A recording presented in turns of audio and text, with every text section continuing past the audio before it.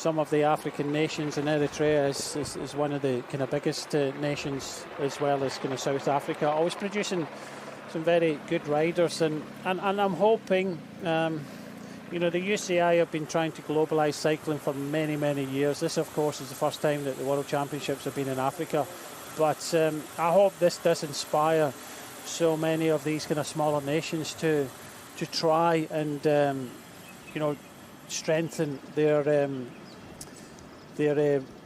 chances within the world of cycling. Well, all of a sudden, things getting very lively. Femke de Vries, who's actually been a good track rider as well in her time, just drawing out a little bit of a response. I think this is ultimately to get fed easily, take on the bottles that you need. Can't really grab a musette when you've got such a tight course as this. And we pondered the Akagera National Park with the Big Five. I was very surprised to see that one of the Big Five is water buffalo. There you go. There they are, the water buffalo. That's where you get your mozzarella from. They have, of course, got elephants who, you know, don't get too close to them, but yeah, lovely beasts nonetheless. Quietly dominating, I think you might say. The lions, who are declared as kings of the jungle. Something to say about that. And the baboons. You know what baboons love, Brian? They love a grape. Don't ever open a box of grapes near a baboon. You know, you might not only just lose your grapes, let me tell you that much. And the hippos. How could I have even thought, yeah, get off. See what I mean? Grumpy. Sort of the jungle equivalent of Brian Smith. Meanwhile, the lions do stay clear, and the white rhino, thank goodness. And they sleep in the day, not always at night. Yeah, there you go. There you go. You got to get your prowling energy together, Brian. Well, there's a few on the prowl in this race, and already we've got, you know, De Vries, and De Vries is no slouch. That shows you the strength and depth of the Dutch team. 20th in the Tour de France recently, second overall in the Tour Cycliste Feminine International de Ardèche. You know, quite a difficult race. So Femke de Vries, not for the first time she's been on the attack. What she's trying to do is animate this race. It was all kind of blocked off at the front. So the Dutch team have decided that they want to kind of animate it. They don't want to kind of maybe set up a counter-attack. What they're trying to do is, with Femke, is make it difficult, inspire others. I've been in similar situations myself in races. It's not about you know, just riding at the front, or you're trying to kind of chase down the Austrian rider at the front. It's about trying to provoke others. That catalyst. When De Vries went on the attack, others start to attack, but just as soon as we say this, it can all locks down again. So that catalyst, the Dutch are trying to get the others to start to race as well. And look who's come up to the front as well, a team with great wisdom on board. Australia. Brodie Chapman, Loretta Hansen, Xander Manley. We have Ruby Roseman Gannon, and of course Amanda Spratt as well. They don't want to miss out. I think she's saying hello to her family, and I think this is one of the main reasons why she's doing this. An opportunity. Look, smiling. World Championships. You know, this race is going out worldwide, and it looks as if she's loving it. Obviously, she's tiring because she's been out there for some considerable time now. But it's either you come to the World Championships and just try and get round, or you make a name for it yourself, and that's what the Austrian is doing. Whoa, this is one of those turns I was telling you about. Looks like we've got a little bit of moisture down there as well upon the road. I don't know whether that was a traffic management island that they've ground out for the World Championships. Sometimes that happens. Somebody says, oh, nice bit of cobblage here in the middle, and everyone goes, yeah, that looks lovely, and then all of a sudden you think, I've got a bike race to get through here. Here is the Kimi Hurura. This is that cobbled section that you've got to deal with, and you have to fully invest. And they're starting to do so. And some of those riders who find themselves isolated and alone, no teammates around them, and now getting into position. Sweden here with Caroline Anderson, just making sure that she's on the front row. She's on her own. Blanka Vas of Hungary, only 23 years of age, super versatile, and I think one of the big sort of outsiders to shine brightly today. Haven't seen hide nor hair of her, which makes me worry just a little bit, but I'm peeling my eyes for number 72 to see indeed if I can find her. But yeah, Vas is somebody you've got to watch out for. I've watched her at junior level on track, uphill and down dale, and yeah, I think as a versatile rider, and that's where you've got to look if you're looking for somebody who's perhaps just waiting in the wings to impose themselves ever so slightly. Let's wait and see. Meanwhile, the attrition rate goes on. We saw Reda struggling a little bit earlier on, and she still is, I'm afraid, just off the back of neutral service here. She's in good company, though. There were plenty here that this is the individual neutral athlete, which is Frolova. Also just struggling a little bit. Looks like she needs to increase her seat stem, to be honest. Whatever you're comfortable with, Brian, and today comfort is hard to find. Yeah, exactly. You know, it's ever-changing circuits. You know, there's a couple of quick descents, sweeping corners. You know, it's got everything. You know, the cobbles here, 2 short and sharp climbs as well. So, you know, everything in this World Championship. And I think so far we can say that the strongest rider has won every race. Absolutely. And sometimes the bravest, the men's juniors, that was phenomenal, wasn't it? Yeah, but I think he was the strongest in the end as well. You know, he took his opportunity, the Brits, and, you know, took a historical, you know, world title. Never been done before by any other Brit. Just as I'm searching for Hungary, there she is, number 72. They've got a new livery, and it almost looks like one of Brian's famous sort of graded sunglasses, going from green, from red through to green there. Yeah, I mean,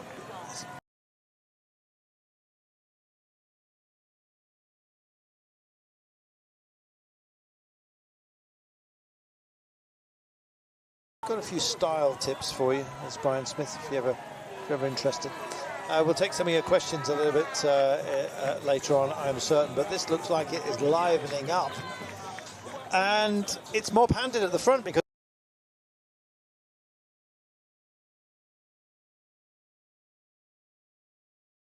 everyone's expecting action. Even if it's not happening, Brian, there's a tension which is now washing over the pack. Yeah, the Dutch were trying to provoke something. Yep. It's come to nothing. But I don't think they'll sit back for too long. Nope. I think they'll try again. What about the Swiss?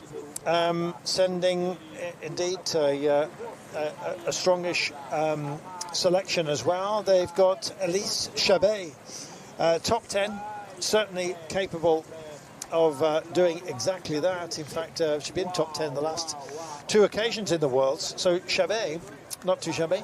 We've got Marlon Reusser as well. Time trials, great to have somebody like that who can slingshot you into action. Naomi Rög, Yasmin Lechti, and indeed Janina Kaluri as well.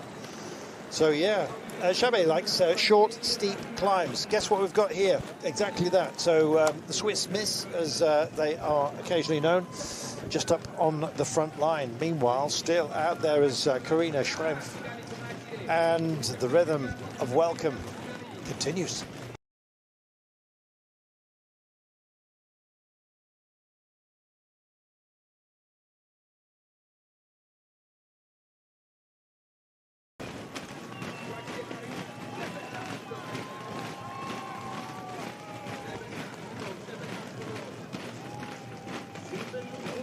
Seven laps to go. We're eating into this, Brian. Yeah, we're getting there, slowly but surely. It's not, you know, the fastest time schedule so far for this race, but I'm pretty sure that so far, you know, there's a lot of strong legs still left in this main group. You know, it's a case of just, you know, blocking everything out. We can say that, you know, the Dutch want it a little bit harder, but they're not going to take it on themselves. We saw in the under 23 men's race that the Belgians took it on, and they were quite happy taking it on. But they never came up trumps in the end. But I don't think the Dutch want to just ride on the front. They want to instigate something, and it hasn't happened. Nobody wants to play with the Dutch at the moment. No, they don't. And Belgium don't seem to want to play the game at all. They're sort of middle at the back at the moment, but there's only 3 of them, despite the fact they have the right to turn up here with 8. Defending champion is not part of proceedings, but Julia van der Veld is good climber, actually, good baroudeur, good counter-attacker, really. But Van Pechtenbecker, Margot, great name, my daughter's name. Yeah, she has suddenly produced some stunning form, actually, after finishing only, well, in the 80s, I think, last time by, the last championships, or indeed, that was her best performance, I think, as we just dwell on the Beehive, which is the convention centre here. Very unconventional for a convention centre. They also have Marijke Meert as well, but it is down to the Netherlands. Some others just starting to display their hope. Poland, Brian, I always describe them as a team that must never be underestimated. And Nieuwedoma, who, again, somebody who translates from the track to the road very, very successfully. She took bronze in 2021, and I think this course absolutely suits her. It also, dare I say it, suits the Polish attitude, which is to upset the apple cart, go for it, be part of our thoughts. Absolutely. Nieuwedoma, Finney, definitely. Tour de France last year, pretty much, you know, saved the yellow jersey from the Demi-Vollering in Alpe d'Huez last year, and definitely a course that would suit her. And she's been looked after. She's the second of the Polish riders towards the front now, and yeah, definitely if there's a championship course that suits her, then Nieuwedoma for Finney is definitely one of those. Well, they've also got Marta Lach, who's very experienced. Peretiko, I beg your pardon, is the support rider. Carolina, I'll get her name right in a moment. Perekitko, there we are. I got there in the end. The Kitco. Want a Kit Kat? Other, indeed, snacks are available, and they are trying to get sustenance here. And look at the queue, Brian. They're almost coming to a standstill. Such is the desperation for, indeed, fluids and sustenance. Well, just look at the gaps in the group now, yeah. And it's always a problem. And normally you would get your teammates to grab your bottles and things like that, so you don't get involved with that. You go to the left, get your teammates to get your bottles. But for some, they don't have too many teammates, so everybody trying to grab bottles. I said how important it is to keep hydrated, and this, of course, in the humidity and up at this altitude and the heat, you have to. But you miss a feed, you've got, we've talked about this before, where you've been at World Championships, and even Sean Kelly, was asking me, saw me take a bottle and was asking me, for some of that water. It's so important, but there's a lot of hidden dangers around these feed stations. Well, not least giving Sean Kelly a drink. Yeah, because he finished the bottle almost. Gave it back to Brian with a couple of teaspoons left in it. Yeah. Well, welcome to the Palace, Brian. He was riding for Ireland, I was riding for Great Britain. Yeah. Never made that mistake again, did he? No. To be honest, he's bought you a few drinks in the past. He has, yeah. To make up for it. Not of the water type. Meanwhile, the gap at 2 minutes and 50, holding for Kirina Schreff. Meanwhile, the party goes on. Italy staying locked and loaded. And as you can see, Trinidad and Tobago. Taniel Campbell, I've been very impressed with her, actually. She's kept herself very much up towards the front. She's very much a looming figure. A giant, it seems, here. That's no great respect to a course like this of, indeed, that kind of body frame. But if you've got the power, then you can pour it on, take your respite where you need it within a course, and indeed impose yourself when you need to. This is Rayana Marcus back to the car. A little bit of a chit-chat.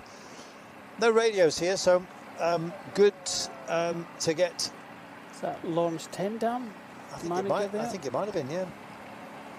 Riding gravel, very good ex-professional rider. Does look like him, but 26 minutes that lap there, the slowest that they've gone. So I think that's why we're starting to see the Dutch trying to create something just a little bit too easy for them. Well, shall we hear from Demi Vollering? Bronze in the time trial. Starting off today as one of Brian's golden picks. And indeed, Demi Vollering could well be doing a job for us here today. Let's find out.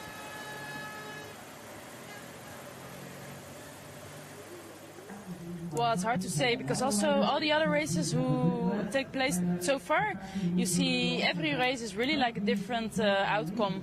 We saw solo, we saw today, this morning, quite a big group going to the finish line, so I think everything can happen. How are the legs? I hope good. It's always, you never know until the start went, and after 2 laps you think like, okay, yeah, now I know, but no, I don't know yet. And then it's a question of being patient? Yes, I think, yeah. Well, they say patience is a virtue, but more than anything, on a course like this, timing is what you need. Get that right, and it's going to go very right for you. In the absence of radios, the junior race was a good indicator to us, actually. Clearly, the Belgian team, for example, were given some strict instructions, and they stuck to them. You've got to be a bit fluid in your approach, Brian, because ultimately, the decisions you make get magnified in their importance the closer we get to the finish line. And you can get it wrong here. You can find yourself out of position and out of contention. Yeah, ultimately, it's about you physically, how you adapt to the conditions. This is a one-day hit-out race, and you go through so many feelings and emotions. At this stage, you start to think, you start to kind of doubt yourself a little bit, and that's where you have to have the confidence, and you have to have good management in the car, making sure that, you know, everything's right. And of course, when you think maybe I'm not feeling good, you might feel good towards the end. You go through so much in a race of this, because you put that importance on yourself. This is the World Championship. This is not just a one-day race. It's the World Championships. The rainbow bands are up for someone at the end of this race today, and you keep on having to remind yourself, keep the gears down, save energy, you know, eat, drink. There's a lot going on, although we seem to be seeing that these riders just going round lap after lap, 25, 26, 34, 35 kilometres an hour. Not overly difficult for the moment anyway. So I think the key from every interview that we've had, and Vollering was right there, there's no formula to how these races are run out. We've seen different races, how they've unfolded. As you say, the junior race 36 kilometres ago, solo efforts, and then this morning in the junior women's race, it was a group coming to the end, and very, very different. And of course, a lot of these pro athletes are looking at these races, trying to work out their strategy, of course. But ultimately, Carlton, this is going to come down. And some races are not like that. Some races you can win tactically. You can win with, using your own tactics, using your brain. This ultimately comes down to whether you get the legs or not. Who is the strongest rider in the race will win this race today. Absolutely. And when indeed that spotlight gets turned on, basically the action moment, it's hard to predict.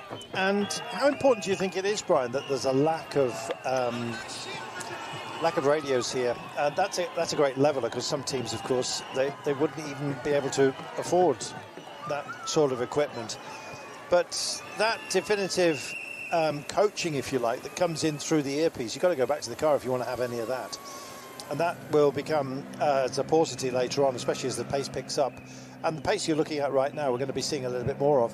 But they've got to think for themselves, Brian. Sometimes you can do that by committee if you have teammates around you. But this is about strategizing for yourself, ultimately, isn't it? You've already got a plan. And I kind of mentioned the Beijing Olympic road race, where I think the Dutch got it wrong with the Austrian winning that one. And I think there is a blackboard at the front of the race. Is having that plan beforehand in the team, and we saw Marcus going back to the car and speaking to the Dutch manager. I don't think anything changes too much. Of course, you talk about all these scenarios, Carlton. You have to remember these scenarios. One rider in front at almost 3 minutes is not going to change how you race. It does look as if the Dutch team want to make it a little bit harder. I've already put a couple of tentative attacks in to try and spark others. Others are just going to sit and wait. So I don't think the radials are going to have a huge amount of difference. And of course, we've seen this in the Dutch team in the past as well, Carlton. And we've seen it even at the highest level in World Championships, especially with Spain and Italy and things like that. Do you want to work with that captain or this captain? Who is the captain? We've seen splits in the camp. So that's why it's important, because a lot of these riders, they're probably riding together for the first time this year. They don't ride national team races, and of course they ride for their trade teams, and that's the difference. You have to come to a World Championships with riders from different teams, rivals all year long, and put them together for one day to try and win the world title. Well, opinions, of course, one thing about opinions is that they vary. And you're absolutely right, Brian. I remember the internal arguments within the Belgian team in particular. Remco Evenepoel not happy at all about his declared support role.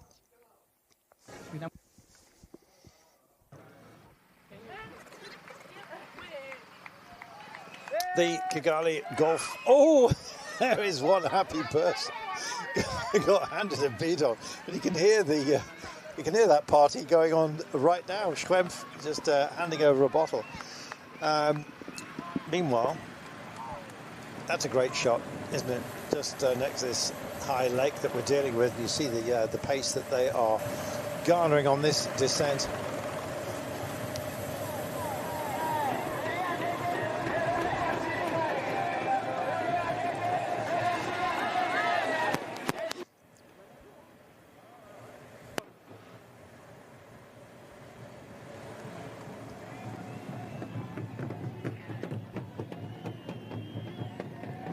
Back to the head of proceedings, and indeed, as you can see, we've got a nice little highway section to deal with right now. I must say the roads have been absolutely impeccable.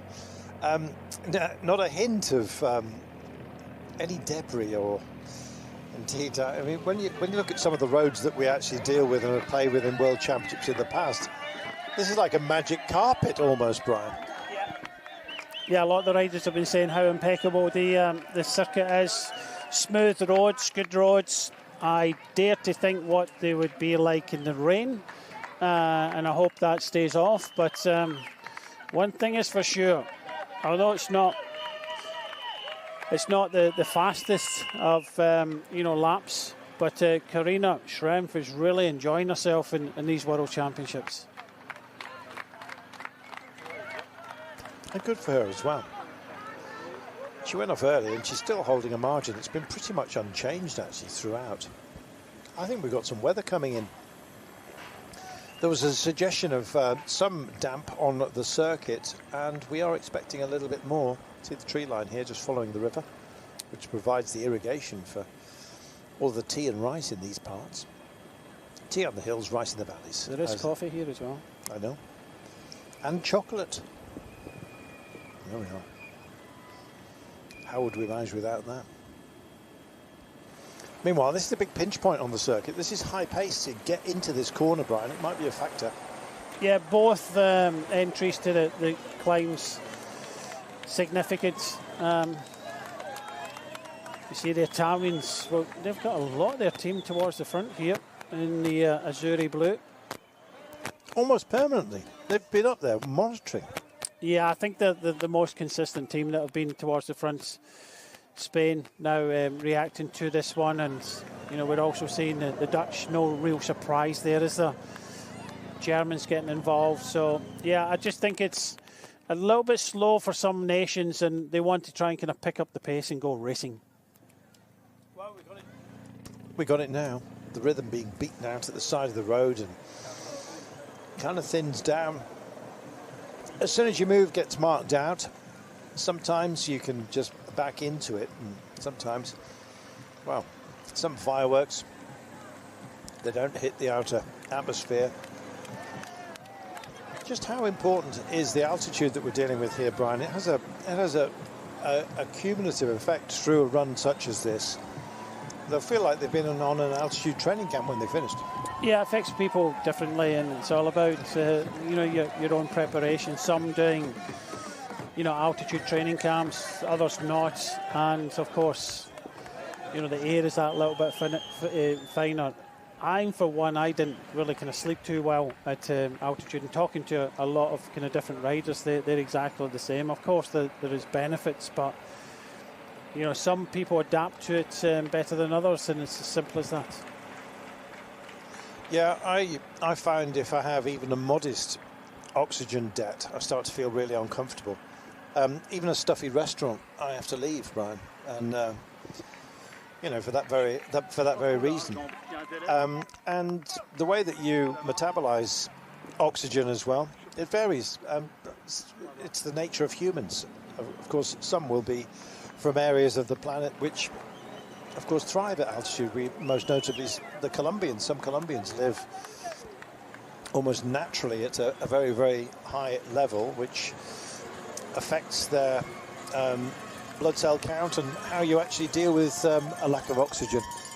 It's something that's often sought out by elite athletes, isn't it? Thin air, essentially. Yeah, it's all in the preparation. Some athletes have, you know, altitude tents at home, so you know you've got the balance that you don't have to be away, because it's so important sometimes that, you know, to be home with family. There's a lot of sacrifices made in cycling, and you know, a lot of teams were going over to Tenerife and going to the kind of altitude training camps, and it's boring, monotonous. You know, you're either eating, sleeping, or training, and it's as simple as that. And you know, a lot of, you know, even riders that I've worked with in the past, even talking to them about joining the teams that I've been involved with, a couple of them have asked that, you know, to stay at home. They don't want to do these training camps because, okay, you get adapted to the conditions a little bit better, but it's the mentality as well. If there's no point sending a rider to an altitude training camp if he's not going to be super motivated out the other side, if he's going to be a little bit kind of down and, you know, missing home comforts and things like that. And believe me, that strides through the whole peloton. So it's about getting that balance right. It's not just about the physical side, it's about the mental side as well. There we are. Just looking at Marlon Reusser, brilliant time trialist, as you well know, from these championships. We're avoiding giving you too many results of previous races because we're focusing on today, but also just in case you want to go and catch up with the action, indeed that is available to you.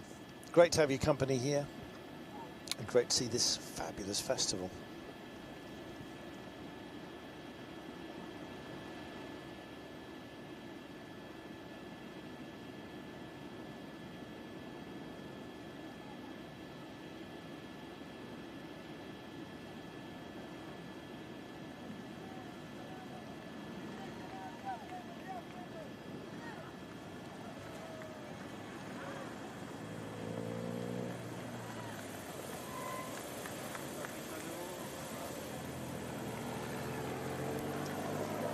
Well, the sun's decided to come and join us. We've had some clouds rolling in, but it's been a bright start, I think you might say, for Karina Schwemp. She is off and up the road, and with 92 and a little bit more kilometres remaining, she has an advantage of 2 minutes, just around about the 2.5 minute mark. We're playing here in Kigali, and this is the first ever World Championships on the African continent, and it is wonderful to see. The Côte de Kimihurura is this cobbled climb that will be of magnified importance the deeper we get into this race, because the percentages that we're dealing with made all the more difficult to bear because of the uneven surface. Some of those who get their gear changes wrong on the approach to this have thrown change, which is not happy. Schrempf is happy, delighted to be up here. Occasionally the cameras, she's given a look-see to her family. She's made it an honest race. However, the pace has not been at its highest. We've just fallen below 36 kilometres per hour. I suspect when we finish, we'll be nearer the 40. There's been a few sort of animations behind, but every time anyone tries to escape from the pack, be that Spanish rider, French rider, we've seen a few attempts by them, some of those who are indeed from the lesser represented nations as well. The fire has been put out by the Netherlands. That doesn't mean to say that that is the end of duties, absolutely not. In fact, this may well liven up quicker than perhaps you had thought. And as a result, we are seeing Norway here with Alerud and Høgset just having a little bit of drive, marked out by France. Australia have been on policing duties as well. And this is the sort of time where teams could start to mix it up a little bit, just to kind of test the, others out, especially some of the stronger teams like Italy, like the Netherlands, like France. If you're even slightly short-handed, then you might well be at a disadvantage. And Belgium have gone very quiet in this race. Quiet, I think, on the approach to it. Looking at Julia van der Velde here, just keeping herself safe, just backing out on this big descent here. But, yeah, somebody who is could take on a day like this, and even with 3 riders, it could bizarrely act in their favour, because if you're short-handed, teams can actually start thinking, well, maybe not fully committed. I can tell you that Van Pachtenbecker will certainly be that later on for Belgium. Maybe an abundance of riches. Sometimes that causes a stall within a team because you're not quite sure where the principle lies. I think there's a bit of a settlement within the Netherlands squad. Anna van der Breggen, twice a world champion. Demi Vollering, never done it, but a bronze in a time trial at the Worlds. But let's see, Roy Jakkers, all from the Netherlands. Very strong team, and suddenly absent from the front. They've done a lot of putting out fires. I think they're fed up with it, quite frankly.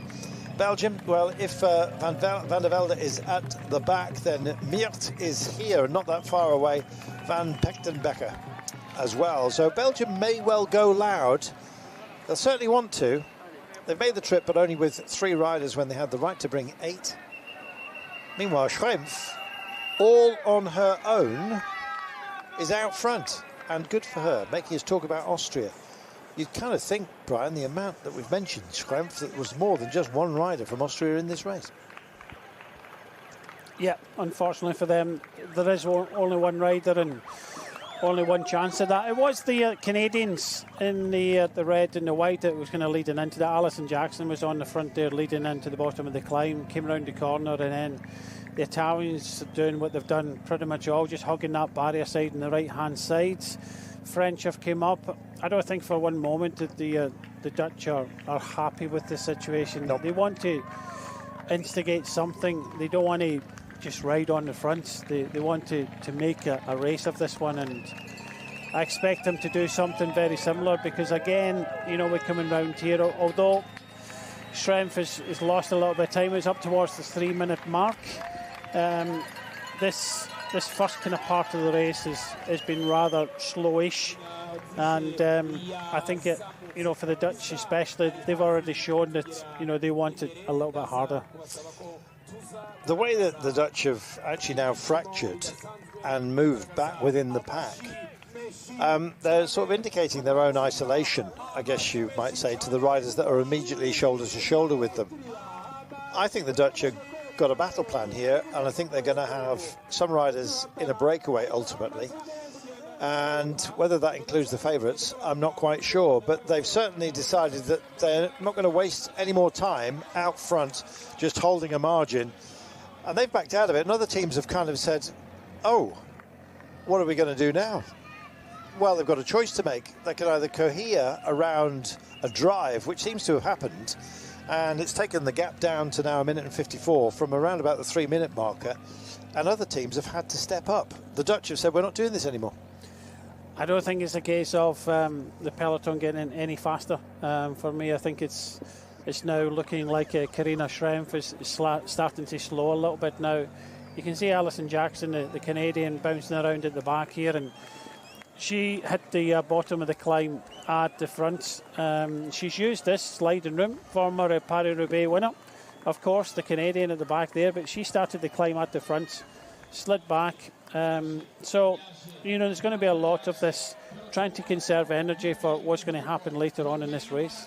A lot of Slovenian green knocking around the place, I can tell you. Just one representative for Slovenia here at these World Championships in the Women's Elite Road Race.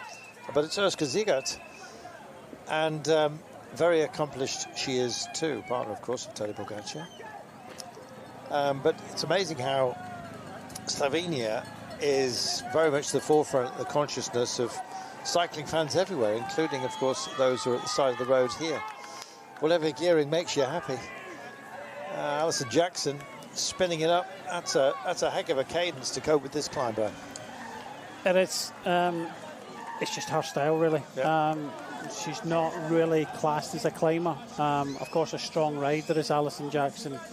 As previously mentioned, she's won Paris-Roubaix, and that's a feat in itself, but started the climb at the front, finished the climb at the back. Still got the kick up towards the finishing line. I don't think she'll be a feature, but she's clearly working for someone else within that Canadian team. Well, let's see. Always love watching the Canucks because they often punch above their weight. It should be Magdalena Valliere. Is it Valliere or Valliere? I think it might be the latter. Yes, of course, suits her. She was one earlier on I was saying watch out for. Very much a dark horse within this group. Let's see. Well, they're coming home and the clock will be definitive as they cross the line. A little bit of a shimmy as they all want to have a good look at this. I think once you get over a crest, and of course our finish line is on one, there's always a chance that somebody will spring off, and so they want to mark them out, and I think that's what you're seeing right now. Norwegians, again, over towards the right-hand side of your view here, so on the left-hand side of the riders, from the rider's view, but right as you're looking at it, that distinctive blue, white and red, mostly red, of course, ever since Amelie Dirksen caused something of a shockwave around the world, they really start to hollow. Nations like Denmark, of course, as well as the Norse. Not many Scandinavians here, I'm afraid. Sweden, thin on the ground. Yeah, only one rider, like the under-23 race with Söderqvist, come with one rider. There's, as we said right from the start of these World Championships, not everybody has decided to send a complete team, of course. Well, Denmark haven't. I know.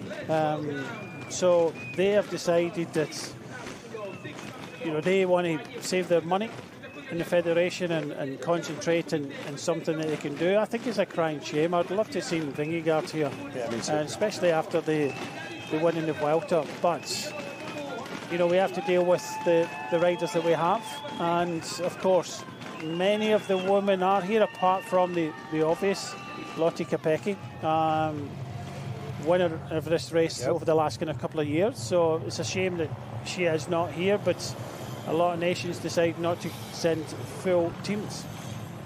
Just looking further back, and I'm watching here Urska Zigert. She's now moved to the centre of proceedings. She said this was all about folding in her energies as we go, Brian.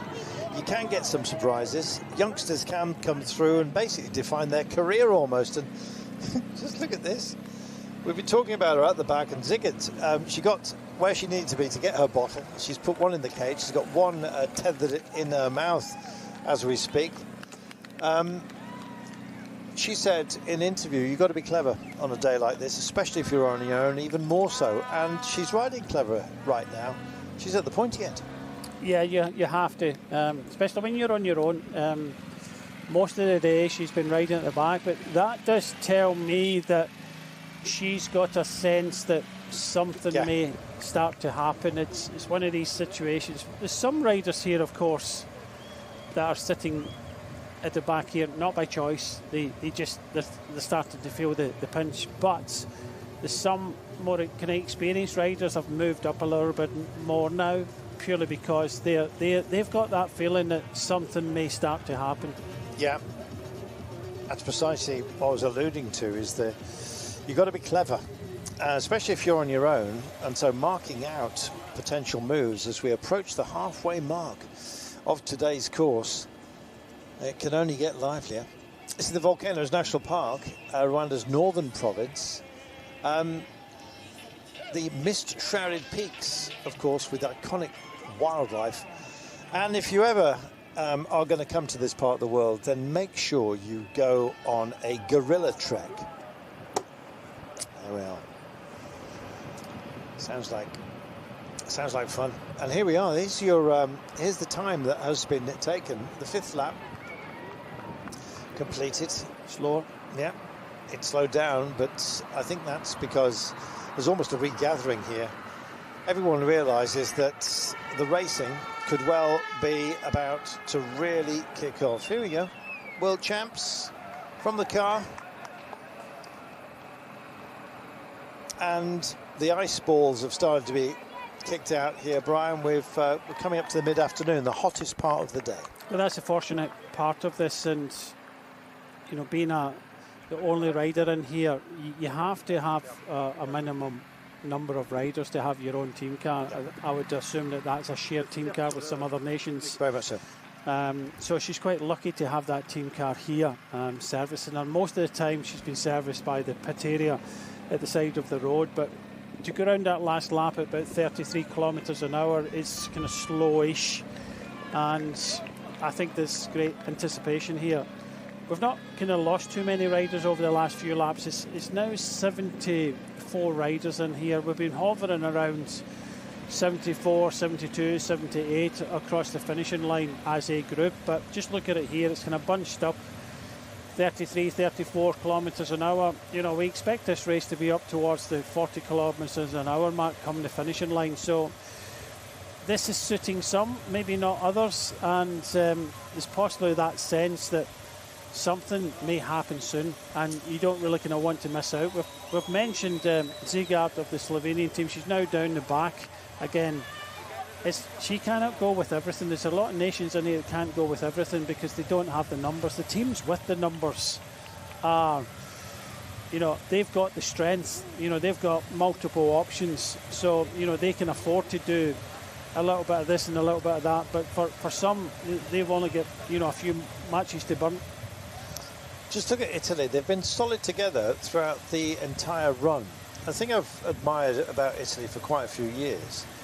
And it's something, to my mind anyways, we're just dwelling on France Prévost. They're just on the inside of Italy, and the sort of darker, almost a navy blue there. There's sort of more azzurro as it kicks off in Spain. A couple of probes they have offered up out there, and that test is now being answered, and thank goodness, here it goes. We're kicking off as we approach the halfway mark of this race, and suddenly there's a reach out here.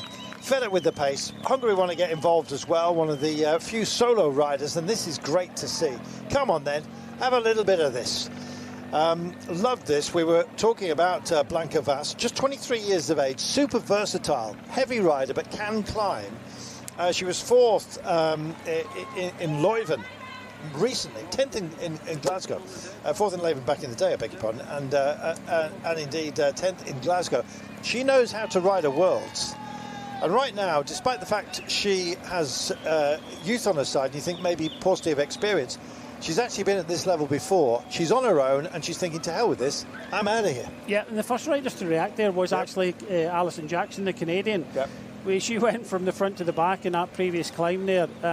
You know, that sliding room, which we mentioned, but yeah, De Vries is the rider there from the Netherlands. But yeah, what we were saying is that sense. These slow laps, it was about time that somebody started to instigate something, and the Hungarian has. And it's another one. We've been talking about Slovenia and Ziegart. Well, Hungary have only got one chance at this as well, and, you know, a strong chance at this. And you know, she's decided that, you know, now is the moment to try and instigate something, and let's see what develops here. Well, they got a bit more swing than the Grimethorpe colliery band, but I'm loving it. Vass has gone, and everybody else has to respond. And there's a whole sequence of rolling punches here, and every time you're getting some of those less numerically represented nations thinking, well, yeah, maybe now's the time. If you can form into a proper cohesive fighting force up front, and Vass has asked the questions, a few that have got some answers here. Don't be surprised if the United States have a dig into something like this. Someone like Ruth Edwards would be absolutely great to get up the road. Chloe Daggett, I think, will follow the favourites. But occasionally, if you've got anybody in as a support rider, it would be useful potentially to have them up the road. But you can draw strength. We said about these corners, Brian, in the introduction to the climbs, they are of importance and sometimes greater significance. Yeah, they've been round here so many times already, but probably not at this speed. So, you know, the quicker you go into that corner, the more it kind of pushes you out. And the French rider at the front was pushed out, but just look at Blanca Vass. She looks so easy. She's great. Not concerned about anything, not even looking around. And as I said, another rider that has not got any teammates to consider here. She has to look after herself and try and get the best result possible. Here's the principal teams. The Netherlands, France, Italy in the middle of that little sandwich. And guess what? Belgium also coming to join the fun. And suddenly the alarm bells are going. Germany won a part of it. Switzerland, Canada, likewise. And it's just fraying off the front now, Brian. This is what we want. Yeah, that's what the Dutch were trying to do in the last couple of laps. Just have the race start to kind of kick off a little bit. It was a little bit too slow for them, and thankfully for them it has kicked off, and now we're into, you know, the kind of 80 odd kilometres to go. It's you know, the catalyst is started now, so we're starting to see the race start to get faster. Well, almost catching up with the camera bike here, just switching to the other side of the road. That's not to avoid the aero, that is simply to give herself the shortest route through here. And the chase is on behind. Vass is a proper threat here. And look what's happened to the gap now. 1:07 down to Schrempf, who's up front. And most notably, she's got a margin here of around about 10 seconds on what is a concerted chase that actually has been responded to by the peloton. That's been wound back in. Let's see how committed this is. Just clears the nasal passages. No information will be getting back to the riders as to the demeanour of Vass up front. No radios here, but just cohering as a group. They've kind of thought about the threat, thought better of it potentially, and now they are all back together. But this is a proper reach out. The gap goes to, 13 seconds between Vass and the peloton. 15 now. She looks back for the first time, actually, pushing into this gap, and I'm just waiting to see what the response is. Still, they're thinking about it, Brian, but at least their thoughts and their plans are now becoming clear. Hard to put everything out, every fire.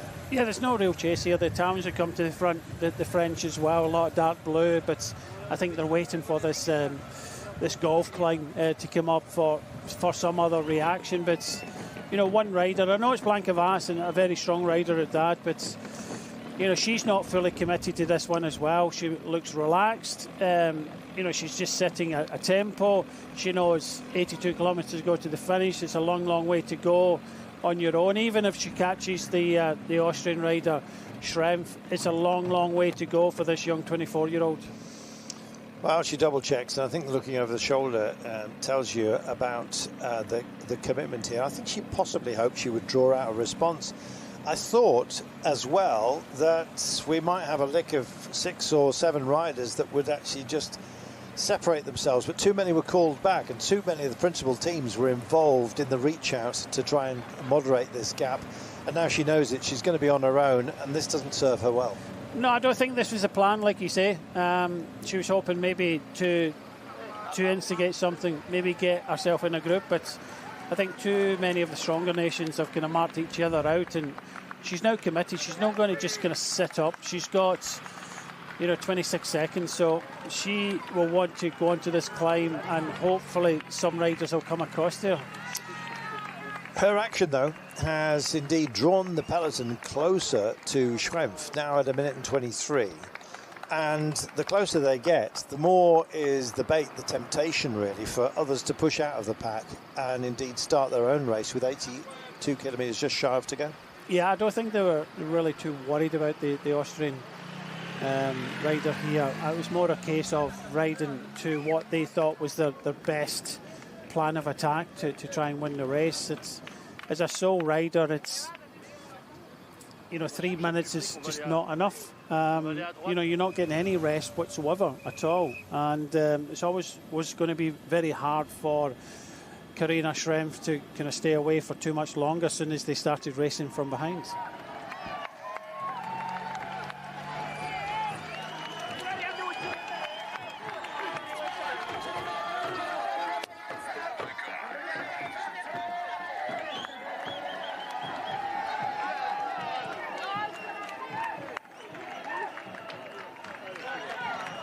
Absolutely fabulous levels of support here, and this will be helping Karina Schrempf in her effort here to stay out. It's just starting to close now between herself and Vass, who holds a 40-second margin thereabouts on the peloton, so it could become a diamond duo up front. How long Blanca Vass and Schrempf stay together, if indeed they do come together, we will find out. Just under 200 metres to go until the top of this climb. She's done a good job. Meanwhile, well, it's started to happen.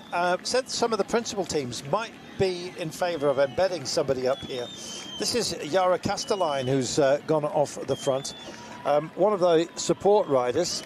So if there is going to be a break, sometimes you have to have the forethought to be part of the early moves of it, so you're not chasing on to be involved. Just implant somebody up the road, and that's what we're seeing by some of the principal teams here. It is, and interestingly as well, towards the front, the South African Ashley Milman-Passio as well. So a few of the riders that maybe aren't the out-and-out favourites are starting to react to this. You can see that wherever the Netherlands go, the Italians were on there, and that was Gasparini that was up there for Italy. This is Savarine Nyerere of Rwanda. Love their kit, by the way. Meanwhile, yeah, Vass was, I guess, the touch paper, and it started all the other rockets off. When you're looking for wisdom, Ashley Millman is certainly one of those. 38 years of age. She knows a good move when she sees it, and she is very much monitoring proceedings. Now, 2 have gone, notably Italy and the Netherlands. So this is going to be a temptation for anybody else that wants to come and join the fun. Switzerland don't want to get involved as well. There'll be a few others. Germany won't be that far behind. There's an attempt to mark out some of the strength that is now going up the road. Canada want to play the game likewise. And guess who? Slovenian's Zickert, not that far away from the front either. So this is getting serious. Might be mistaken with Zickert, by the way. But still, Kimberly Lecourt is very much there as well, embedded. I think that might have been the misread. Meanwhile, 41 seconds from the peloton to Schrempf with Vass in the middle. Blanca Vass, we thank her because she has animated this part of the course, and suddenly questions are being asked, and look how thin down the pack is. Yeah, the Netherlands are starting to jab a little bit now. We've been trying to kind of think about it over the last couple of laps, and that was a couple of strong jabs there from them, but you saw some hands going up there from Italy. Wherever the Netherlands are going, Italy's going. Another move possibly in the left-hand side here from the Netherlands, so it does look as if they're starting to jab. They're starting to make this race harder and harder. It's just too slow for them. Here we go. Australia as well marking out. Perakitko for Poland. Great support rider. She wanted to be part of proceedings. Not Niewiadoma, not yet anyway. And suddenly Vass is tagged, and the peloton find itself at 34 seconds, which means that we are up for grabs here. Something special is going to happen. Does she want a shower or does she want a drink? That was the big question. Well, I don't know what's marked on it. It looks as if it wasn't water anyway, and I think that's what she was requiring. Yeah, she wanted water, and all of a sudden she got electrolytes, and she didn't want to pour electrolytes. That can get a bit sticky, Brian. Of course. But this race continues, and it continues to get faster and faster and harder, and the Dutch doing this seems to be their tactic. Just keep on jabbing, and I don't think they're going to give up in this one, but I think wherever they're going, the Italians seem to be wanting to go with them. Safely into the corner. Belgium, I don't know whether this is just for pickup by the pits. Is it a feed zone, this one? No, it's a straight out break for it. This is great. This is Van der Velde, I believe, that has just decided to go for it. It is. So, temptation exists. Anybody else come and join the fun? Vass has done her job. Van der Velde now takes over from the 3-rider Belgian team. She is very, very adept here. As you can see, part of a 3-rider crew. And questions being asked. Her 2 teammates, by the way, are tucked in and waiting to mark out, including Van Pechtenbecker. Well, it might not be the strongest team that have been sent here by Belgium, but they're making a noise, Brian. Yeah, they have to.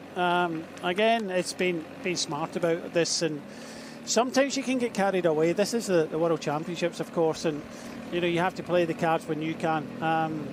Not the youngest in the field at 32 years of age, but she's got plenty of experience. She was with the Lotto Soudal ladies since 2017, moved over to the rival team, AG Insurance Soudal team, and she's got a contract until 2027. But she struck out for glory here with 78 kilometres to go.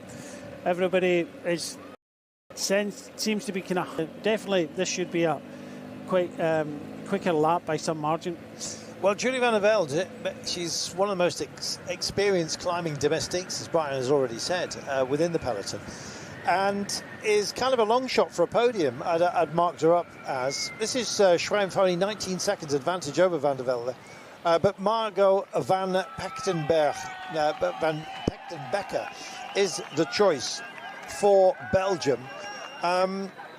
She didn't have a great Worlds last time. She was 80th. I think I mentioned this earlier on today. But has been very strong this season, and she's got possibly more than outsider status here. I only say that because it's Belgium, Brian, and you expect a lot from them. Of course you do. They've always got strong riders at the World Championships. Unfortunately, it isn't here, but they've got 3 riders that want to make a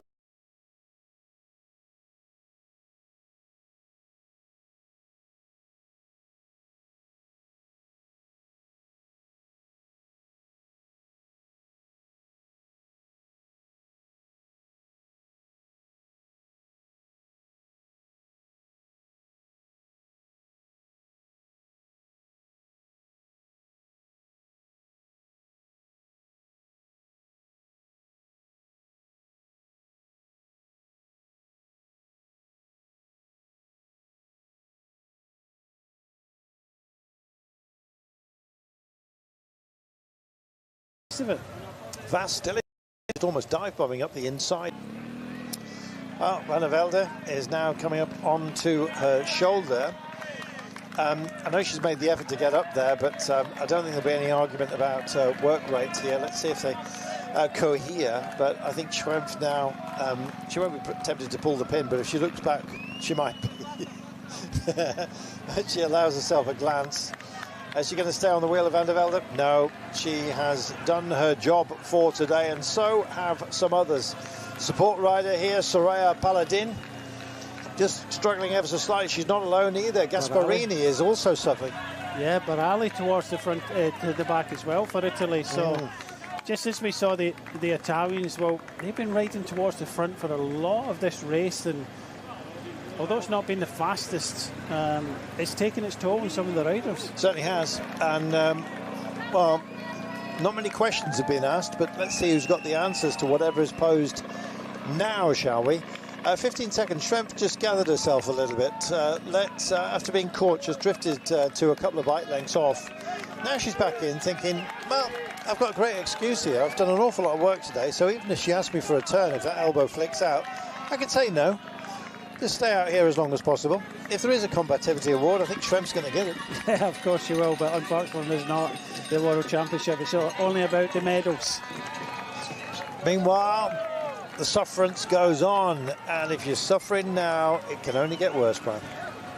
Yeah, Gonzalez here, and also the Danish rider here on her own. Anderson, another rider that hasn't got any teammates, and at least you see her riding, doing her best, but unfortunately not going to be for Denmark today. But just looking at the peloton behind, I think they're still quite happy with this situation. This has been a little bit of a faster lap, and you know, to go into this lap with 142 advantage. The sole leader of Karine Schrempf has now been brought back, only by Julie van der Velde, of course, but I don't think the Dutch are over as yet. They'll still want to make this race hard. That's a bit. I love some of the hats here. Bit of A3, Brian. Some tape. You've got a hat. Brilliant.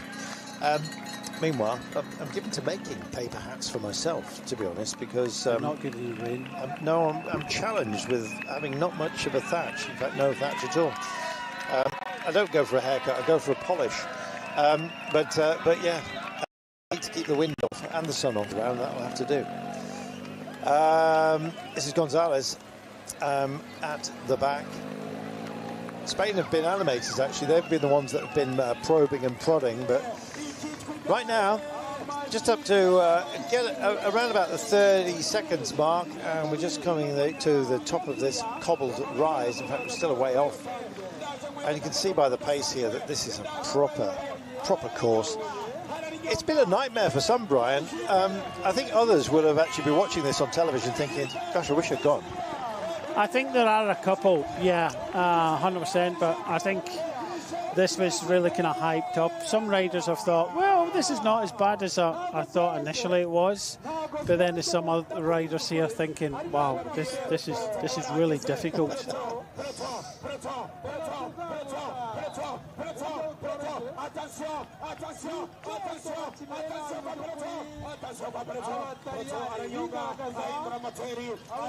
Is this a new peloton, right? Well, I think so. It sounded a bit like that, didn't it? I thought I'd let you enjoy him. Hyping up the crowds here. There's a fabulous atmosphere. And here we are at the essentially the Flamme Rouge. Now you see this little roller coaster you've got. That's a beautiful picture actually of just what they've got to deal with. So they get a bit of pace and you think, oh, we're only killing a bit. There's the Flamme Rouge, and then all of a sudden you've got two climbs to deal with before you get to the line. Two little steps, Brian. Not kind, but wonderfully entertaining. Yeah, it is, and you know, nice to see a lot of the kind of African flags at the side, and you know, everybody really enjoying themselves. But another reaction at front of the peloton behind from the Netherlands. They're going to keep continuing to the plan, and the plan does mean keep jabbing, because we're going to have the sucker punch near the end. 28 seconds is the margin. We'll have a definitive in a moment, and suddenly the sparks start. Australia getting involved here as well. This is fantastic. Every single time we come around, Brian, you see this urgency. It's because there's a descent off the peak once you get through the start-finish line, and it will help drive the impetus, really, of a breakaway attempt. And right now, some of the big teams want to be involved, if indeed they've been prodded by some of the smaller teams. Alarm bells going off here for Poland as well. Niewiadoma, who's been very quiet, just starting to move up around the outside. And a few other teams as well. France don't want to miss out. Germany are here as well. And suddenly, just appearing at the side by the barriers here, guess who? It's Urska Ziegert. Keeping an eye on her. I think she's going to go well. I hope she does anyway. We've given her the billing. Here it is then. Watch for the time as they cross the line here in Kigali. We're in Rwanda, of course, in Africa for the first time with the World Championships, and it is absolutely burning down right now. This is great. Suddenly we've got a proper drive. They'll come off the peak, they'll head down into the vale, and everyone getting involved. They all want to be as part of the ride. Ugset for Norway is in here. There's a few others as well. And some of the more favoured riders that we will be mentioning loud and proud a little bit later on have actually just got themselves into a proper place. Marta Lach of Poland as well. We're with the Polskis right now, just handing out bottles, maybe to other nations. Got to argue your case amongst a few teams. And still, it's Austria-Belgium with Karine Schrempf, who was up there right from the beginning, and Julie van der Velde, who has bridged over to her. In fact, the only company that she's had, and it looks like they may well have some more company because the gap is modest. This is going to be a breakdown, Brian. Can't wait. Yeah, that was over the finishing line there. It was 14 seconds, pared back a little bit now. The Soul Chaser, it was led over by Kerbeau from Franz Ruig, Niedermayer, Marcus, Malcotti, De Vries, Hansen, Lach, Chabet. So, you know, it was starting to prove, you know, that a lot of riders were really kind of interested in, you know, making this race a little bit harder now after some slower laps. But with 74 kilometres to go, we do have one rider trying to go across this gap to the two leaders in front. Well, Will Corby's been in touch, known as the Caffeine Kid. He said Rwanda's coffee is 25% of their national income and has got a blackcurrant tinge to it. He says it's absolutely delicious. So, yeah, happy. Thanks, Will. I'll have a cup later. Meanwhile, the cup runneth over. Belgium might not be the most numerous, but they want to play the game. And this is the, dare I say it, the first serious roll of the dice by a team that could well be in contention a little bit later on. Van der Velde is up there, but what temptation does it offer up? The Netherlands don't want to miss out. There'll be a few other teams as well. France, Italy. When are they going to answer the question that's been posed by Van der Velde? Well, I don't think they're too worried about Van der Velde. I think it's more of a case of, you know, the Netherlands, and this is why we're seeing Italy propped on the front now in the blue. More riders coming up for Italy.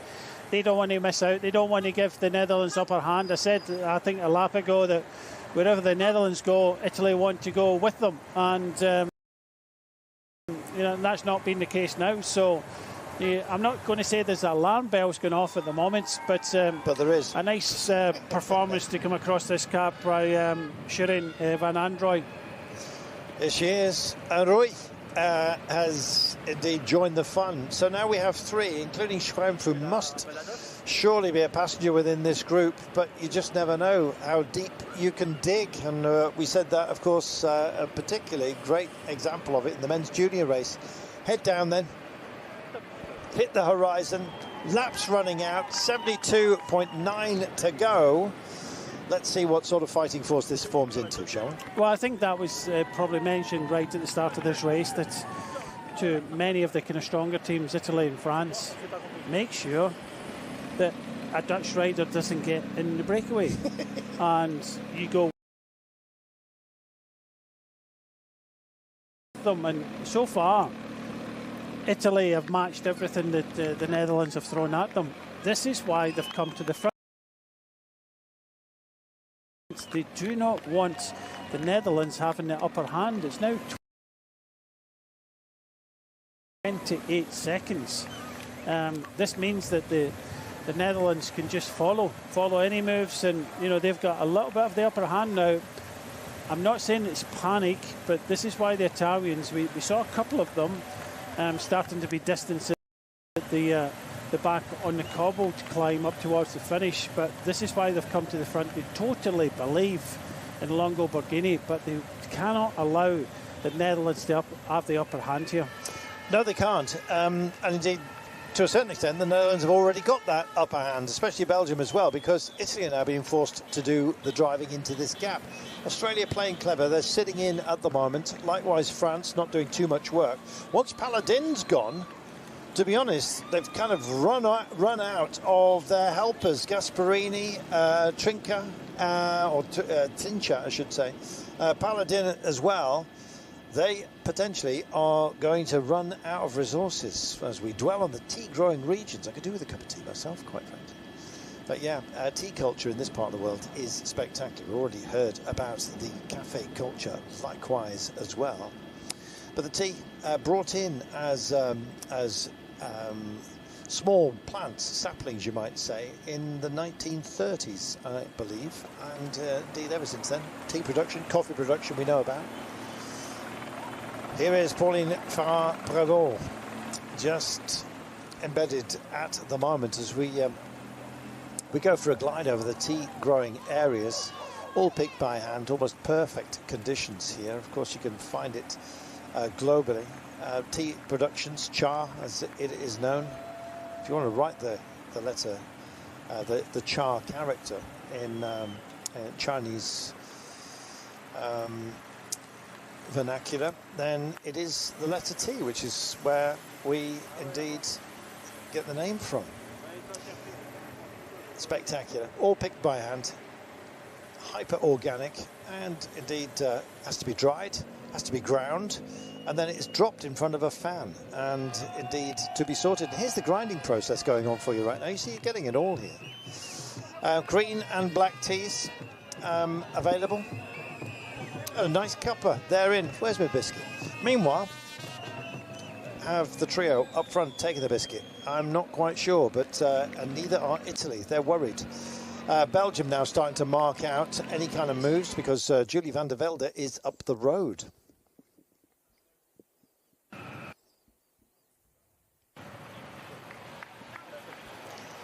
We'll get a next lap time. There it is. We've trimmed getting on for 3/4 of a minute. It's going to get faster and faster. Brian, we're on a vortex. Yeah, we are. And Van Aanrooy is making a difference here. You can see that the Italians are chasing at the front, and this is the first time that we've seen it. She came across this gap and is doing a lot of the work, but I have to say, Karina Strempf, when she got caught on that cobbled climb there, like you said at the time, I didn't think she was going to react to the Belgian Van der Velde, but she has, and now she's taking turns with this group. Amazing. Well, she was able to ride it at her own pace. She didn't have the stress of being within the pack, which can indeed weigh you down just a little bit. She also got serviced, of course, by the UCI car, so she never had to take too much from anywhere else. Called for ice, got ice. So I guess in a certain sense, especially at the pace that she was going, that would have been training ride pace for many. But the average is picking up right now. We're going to nudge back over 36 kilometres an hour, but we're going to be nudging up towards 40 before you know it. Still with just under 70 Ks remaining. 28 seconds is the gap. Italy are indeed leading everybody else at the moment. So they've taken the burden, Brian. When did they realise, like the Netherlands, that you can't do this for the entire day? Yeah, well, that's the mistake that they've done. It's the only one that they've done so far. They've been riding towards the front. They missed Shireen Van Aanrooy go across that gap. They should have had one rider with them. So they have to repair this damage. They don't want the Netherlands having that little bit of the upper hand, having one rider. Oh, okay, it's only 3 riders in front, and there's still a long way to go in this race, but it just means that the Dutch can just kind of mark out everybody here. I'm kind of surprised the Dutch aren't a little bit closer towards the front here. They're kind of sitting a little bit kind of further down in this group. So it just goes to show you how much Italy want this one. Yeah. And, you know, they've come up to the front because there's other teams. As I said, one of the main favourites today is Pauline Ferrand-Prévot. And, you know, the French have been riding well, but they haven't reacted to it, but the Italians have. I think the French are riding very, very cleverly. Well, having won the Women's Tour de France and Paris-Roubaix, of course, Pauline Prévot, it could be very historic for her. Can you imagine an 11-year gap between world titles? That would be something absolutely outstanding, I've got to say. This is Paladin. To be honest, I think that it's going to be a one big surprise, or it's still kind of unknown, just because what I saw is, okay, the juniors are racing aggressively every single time. The other categories, maybe they were a little bit more chilled at the beginning of the race. I think it's because of the temperature, because of the altitude. So, yeah, I'm really curious to see, because it's like in some ways up to big teams like Holland, France and Italy to start the race. And yeah, I'm really curious. I think it's going to be, realistically speaking, all about the last 3 laps. You have the dream, that dream of the rainbow jerseys? Oh yeah, definitely. I mean, to be honest, it's been so far such a great experience just being here. So yeah, rainbow jersey would feel like definitely unforgettable moment in my life. And don't count her out. She's marked up as one of my 3 Uber outsiders here, and possibly deserves higher status than that. Kasia Niewiadoma. She suits this course, and don't forget, she's been on the podium before. She was bronze 4 years ago now. So yeah, that kind of wisdom with belief and not too many expectations. Sometimes operating out of the spotlight, Brian, can serve you well.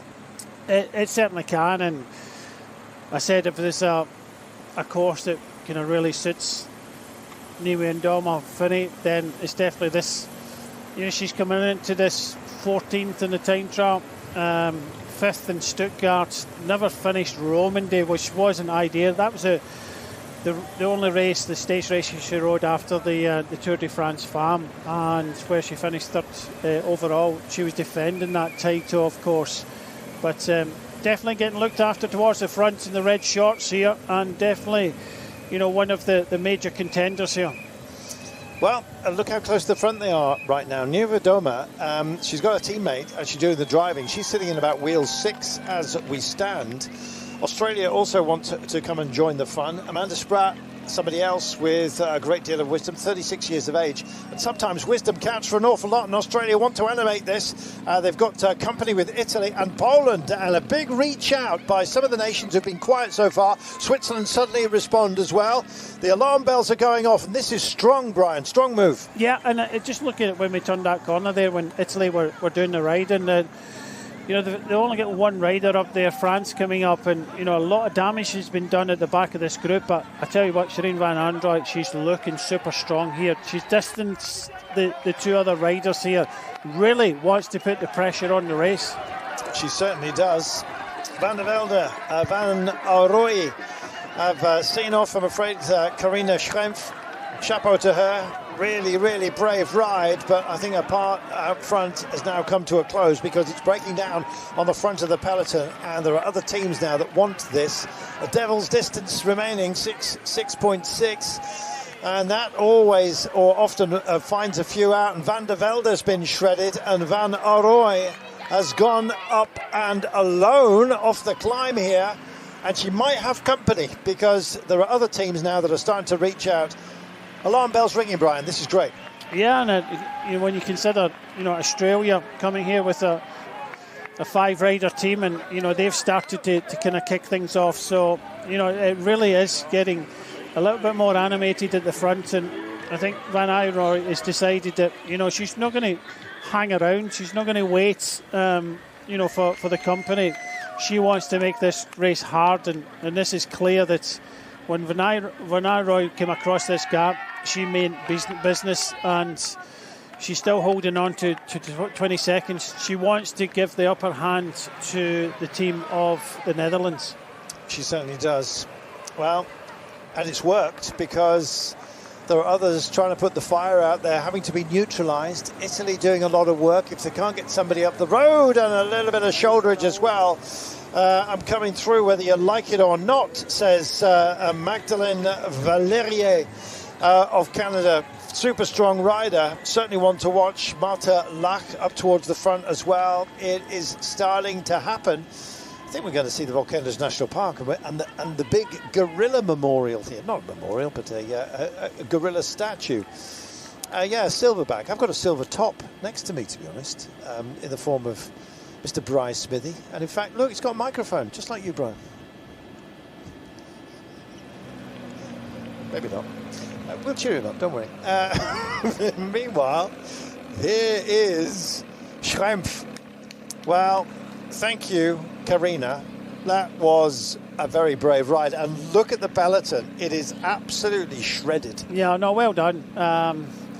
It wasn't going to be the Olympic road race in Beijing all over again, although there were some similarities when she first went. But Italy really under a little bit of pressure. They rode on the front. They kind of disappeared a little bit, snatching at bottles now as they're trying to bring back Van Arooy, and they're not really making any inroads at all. I think it was the Australians that really kind of took it to them there, and I do believe it was for Australia there, Amanda Spratt that was getting a little bit animated there towards the front. But when you consider that Italy have been riding for the last few kilometres and not making any inroads at all to Van Arooy. No, they're not. Well, here we are, the mountain gorillas in the Volcanoes National Park. These magnificent creatures have found themselves a haven and have a huge population which well, it was diminished, but now has gone beyond stabilisation and is now, of course, starting to thrive in this protected environment. And of course, you can visit them by indeed coming to Rwanda and taking a guide and heading off into the Volcanoes National Park. Absolutely exceptionally beautiful. Well, so it's been all of the racing here at the Worlds.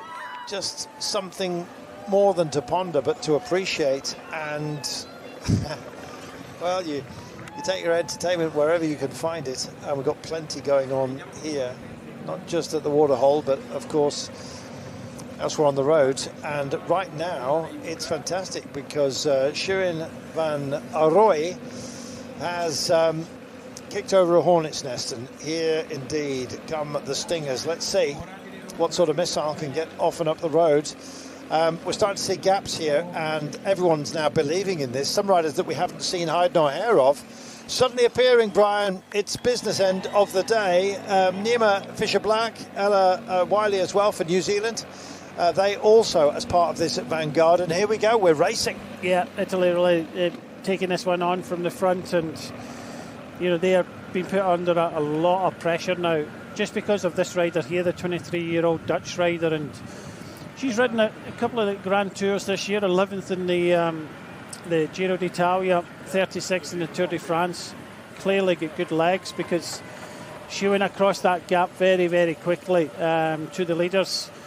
Went on to the golf climb, rode away with them from them, and still 25 seconds in front of Van de Velde, the Belgian. So she's clearly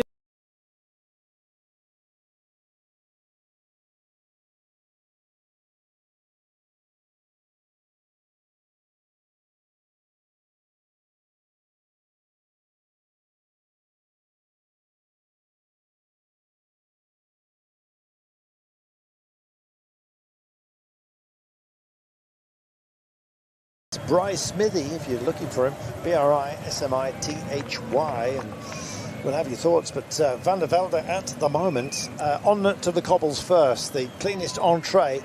It won't be long before the pack comes through, and here they are. And wow, has that thinned down? Probably 35 riders only, and being optimistic there, we've shred an awful lot, and there'll be more to go. This is going to get very selective, and it might be now, Brian. Yep, Germany now coming to the front, Swiss there. Of course, now the jerseys of the Dutch. Some of the riders now trying to come back. So we did have about, 30-odd riders. We've got another group of almost 20 riders now trying to come back. But it definitely is kicking off, and this does look as if this could be the fastest lap of the race. Yeah, it wouldn't surprise me one little bit. Marika Meert here for Belgium. Done a job in support of Julie van der Velde, but particularly Van Pechtenbecker. Margot, she is here for Belgium, and they've kept themselves very quiet. Big Belgian flags on display here, and part of that hub. This is Van der Velde, one of the animators, allowing the aforementioned Margot to keep her powder dry within this group. Van der Velde, the first of the big names, I guess you might say, to go up the road, and others just starting to find these cobbles. Something of a challenge.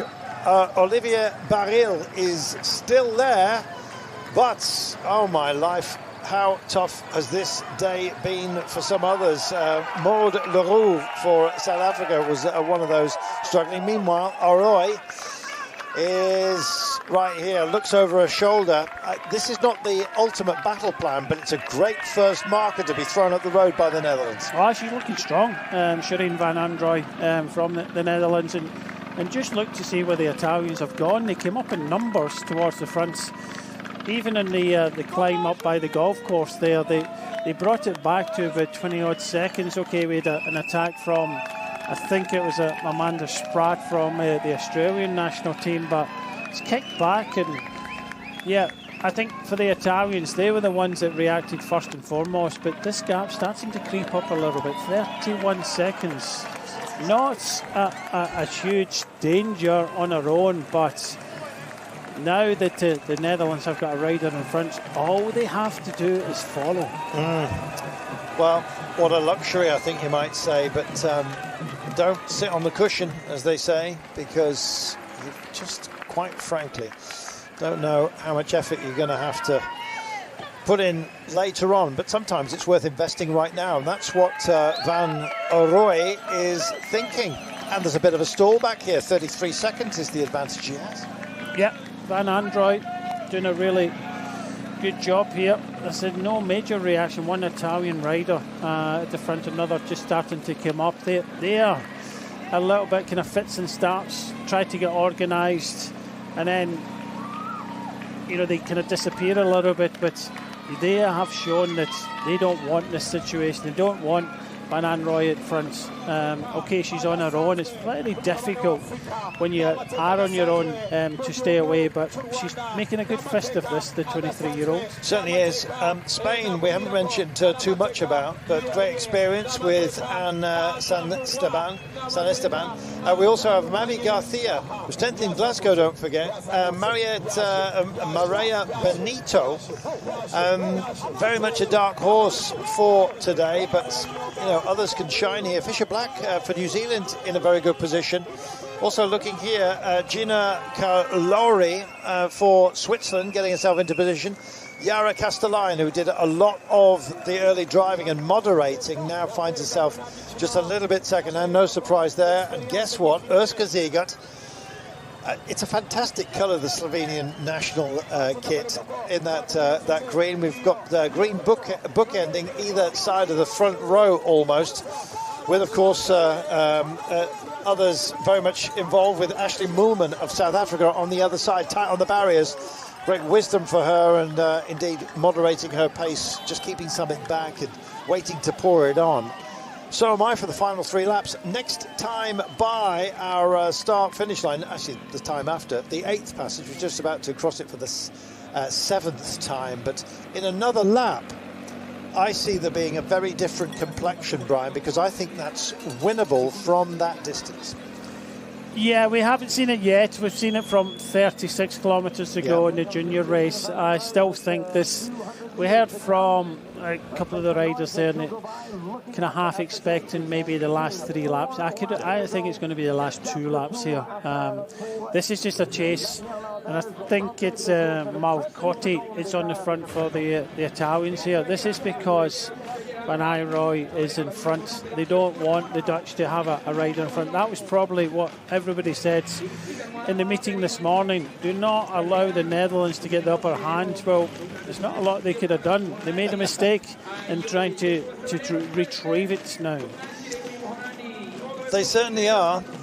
And right now you're watching Shirin Van Rooij, and only 23 years of age. She was runner-up in the Droit d'Or, by the way, last year. Won the Alfredo Binda a couple of years ago, and everyone went, really? Yeah, better believe it. Seniors race. And right now, this is a proper grown-up performance that she's producing for us right now. Amstel Gold Race, finish on the podium there. Likewise, the Het Nieuwsblad, in fact, just off the podium there. But 5th in the Vuelta Burgos last year as well.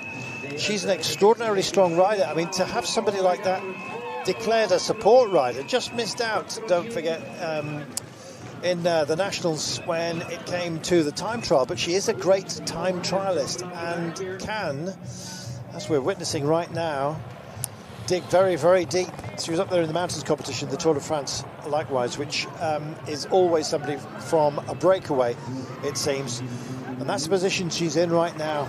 Grab a bottle if you possibly can. They're slamming into the hands here, as you can see. Everybody needing sustenance wherever they can get it in this beautiful green and verdant land. It's green, Brian, because there's a lot of rain here, but thankfully we had a little sprinkling earlier on, but it's abated. Yeah, a few just taking the time to bathe themselves. Well, no chance for Shirin Van Rooij today. Let's have a look at the lap time, shall we? 23:49. We're getting there, aren't we, Brian? Yeah, that's more like it now. And still hanging out there, it was Trinca Colonel and Malcotti for the Italian team that were leading the group over the finishing line there. 44 riders in that bunch behind now. Get ready. This is a pinch point, 16 seconds later. This is one of the bouncers that we worry about, possibly one of the most focused turns. Thankfully, it's thinned down just a little bit. 16 seconds is a bridgeable margin, but the pack are going to come through that same corner in a few moments' time. And then, of course, every single one of the tight corners here either introduce you to a climb or indeed one of our fast descents, Brian. It is, and this is probably the easiest part of the circuit that we've got, because the two climbs come in quick succession, which kind of magnify them. But, you know, still holding on to 14 seconds. Italy still leading the way. A depleted peloton. We started today with 104, and we've got 44 riders left in that peloton behind. I'm actually wondering whether Royakkers, you know, is the best climber, I think, of the Netherlands crew. Not taking anything away from Van der Breggen or indeed Demi Vollering, but Royakkers, she's got to believe that she's got a big chance here, and she's within this pack as well. And your climbing ability, I think it gets magnified the more and more I see of this course, and the deeper you get into the race, especially as the pace is picking up right now at the end. Every single one of these climbs becomes nearer, if you will, in terms of temptation to the specialists. Yeah, I still think this course is suiting, you know, obviously a rider that can climb, but a kind of punchy rider as well. Yep. But definitely there's a few. Look, we've not even kind of mentioned too much Chloe Dygard. I know that her teammate was dropped not that long ago for the USA, but you know, she's still in here. She's strong enough, even for the Swiss. You know, they're still here, and you know, they're still here in numbers, and you know, they definitely have a big opportunity with Marlene Russer after her victory in the time trial. But you know, the pressure seems to be on the Italians. Well, they're taking the pressure on to bring Van Ayenrooy back. Every other team, our nation, is kind of sitting back and allowing them to do it, but they will take advantage. It's only 9 seconds, but it's not for the Netherlands to chase, it's for everybody else. And the reason it's been pared back is because others have had to fall onto that duty. Italy have done a lot. Germany's starting to join the fray here. France have kept themselves very quiet. They've ridden clever, Brian. They have. They were riding towards the front, just keeping out of trouble. But, you know, they still have, I would say most of the major contenders are still in the race now. And I think Italy have now been on retrieval duties, and you know, they've been successful, but others will take advantage. You know, some of the general animators, whenever there's a point that needs to be acted upon, Spain are happy to do it. Switzerland want to get involved as well, and suddenly, well, we said maybe with 3 laps to go, next time by that will be the case, next time at the start-finish line, but it's already happening, 3.5 laps out. Proper animation this time by. Now this one, do they mean business? Yes. Quick check over the shoulder here from Mariela Benito, the 28-year-old. There you are, you see a record at the Nationals. Clever rider. Something of a dark horse, Benito. If she's ever going to have success, it has to be from a breakaway, but she's up there. Trincha, one of those who's been doing the driving. Well, she's got gels for the picnic that she's going to allow herself if indeed she can't keep up, and at the moment she's almost pedaling squares. There's a lot of fatigue starting to wash over the peloton right now, which is suddenly cracked. There's about 15 riders only as it splits in half. Now, as we come down for this long descent, there's a little hump, then we go into an even more focused descent, short but sharp, and then we start climbing again. This is how this day is going to be reckoned, I'm afraid. You look further back, it's going to be one of attrition, Brian. It is. I'm just looking at the amount of blue jerseys that are left, because that did pay for the Italian team. They brought it back together, but unfortunately, like I said, for them, other teams will take advantage, and they've only got, 2 riders, the Italians, left now? Maybe 3 riders maximum, but... yeah, the tide has turned a little bit. Even the Netherlands have missed out on this. We just talked about the Swiss team. Naomi Rook here riding, but they have Russer, who's on tremendous form and can definitely be a contender in this one. So just when we saw the little bit of a battle between the Netherlands and, of course, the Italians, now Switzerland and Spain taking advantage. Well, and Naomi Rugg, she was took a bronze in the mixed relay here. She started the season with a bang by winning the Santos Tour Down Under. Normally accomplished. I mean, talk about bookending the season brilliantly so. She was also on the podium in this year's Milano San Remo, don't forget. And if you ever want a bitey course that could potentially mirror the way that that race indeed pans out, the most difficult part is, of course, at the pointy end. She does a great job. She also was a podium in the Cadel Evans road race, my favourite cyclist of all time. I know. There you go. If you're watching Cadel, good eye, mate. 54.6 kilometres from home, and they're mixing it, folding over with a bit of magic. Sara Martin now of Spain, just getting up to the front. This will be to mark out anybody who is pesky enough to try and get into that gap. Caroline Andersson of Sweden as well has kept herself nice and quiet today. Bouncing at the back, this is Arroy, who was up the road a little bit earlier on. And in fact, as you look to the Netherlands team on the right-hand side of the road, it is Royakkers, number 8, who's the best climber amongst them. She's gone into helping duties and possibly marking out duties as well, depending on what happens on the next climb. Here we go then, 26 seconds for this leading pair, Roig and Benito. How deep can they go, Brian? Well, they're giving a good go, and as you've already said, a couple of good riders here. I was just counting the riders that were left. Looked like the Netherlands had 5 riders. I did see only 2 Italian riders in there, and that was Longo Borghini and Malcotti, although one rider has made it back. She was dropped. She's come to the front again to try and kind of help out, but this is a very small group with now teams or nations with limited numbers now. Stoll in the chase with a 34 second gap. I've been watching that clock climb spectacularly so, as the hunger to close the gap seems to have ebbed. You know, Blanca Vas is still here for Hungary.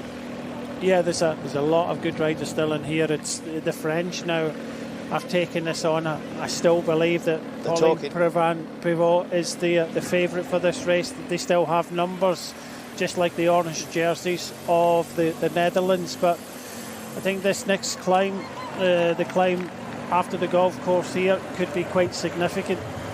Well, they've got to take care because there's a duo up front, not a solo. We saw going from 36 kilometres out in the men's junior race, and all of a sudden, well, sometimes you have to dig or drink deep from the pond, and indeed Calbal has gone for it. Right, this is an offering. Let's see if anyone indeed will sacrifice themselves, and it's Royak is the best climber here, who is now just starting to head off up the road, marked out by Italy. Switzerland are trying to be disruptors because they have, of course, Roig up the road. Looking further back, Australia, you know, they've been super clever today. Haven't really spoken about Australia too much. Amanda Spratt, Brodie Chapman, you know, they have proper firepower there with good support from Hanson Manley and Rossman Gannon. Yeah, Australia playing it clever. Cedrine Gerbayol, the 24-year-old. Well, she starts to waver just a little bit, and it holds at 31 seconds to Switzerland and Spain up the road. And everyone else thinking, well, is it now? Is it now? Is it now? These questions are being asked very quickly, and you've got to have an answer. If indeed this pairing have got a drive, and I think they possibly have. They certainly believe this is worth doing, Brian. Yeah, I was interested to see that France came up to the front and started riding, and Cabell came up and said, no, we don't ride, we try and attack. And you know, they didn't want to do what the Italians did, because after what the Italians have done riding on the front, they only have 3 riders left. That's it. So they've lost, you know, 4 riders this race already. I know that we've got a very small group here, but there's a lot of riders in here just sitting and waiting and watching the other stronger teams, you know, beat each other up and might take advantage. And for the 2 riders in front, Naomi Rugg and Benito, you know, for Spain and Switzerland to be in this position is good because they know that they've got a representative in the front, and then it's up to the French, the Dutch, the Italians to try and close this gap. And just look at it, it's locked down at the moment. It is. Now, is this a struggle for Demi Vollering? I don't know. And I think even the greats are going to find themselves asking themselves some questions on a day like this. Roy Jakkers is still the healthiest of the Netherlands riders, especially when we get to the climbs, and that is almost the definition of what we have to deal with. Here is Kimberly Lecourt of Mauritius. Hard to get a reading on a rider's demeanour, but still within that front group, which is thinning down with every single lap. Now, we thought there's a potential, some thought there was a potential to go from 3 laps out. This is that margin now, just about.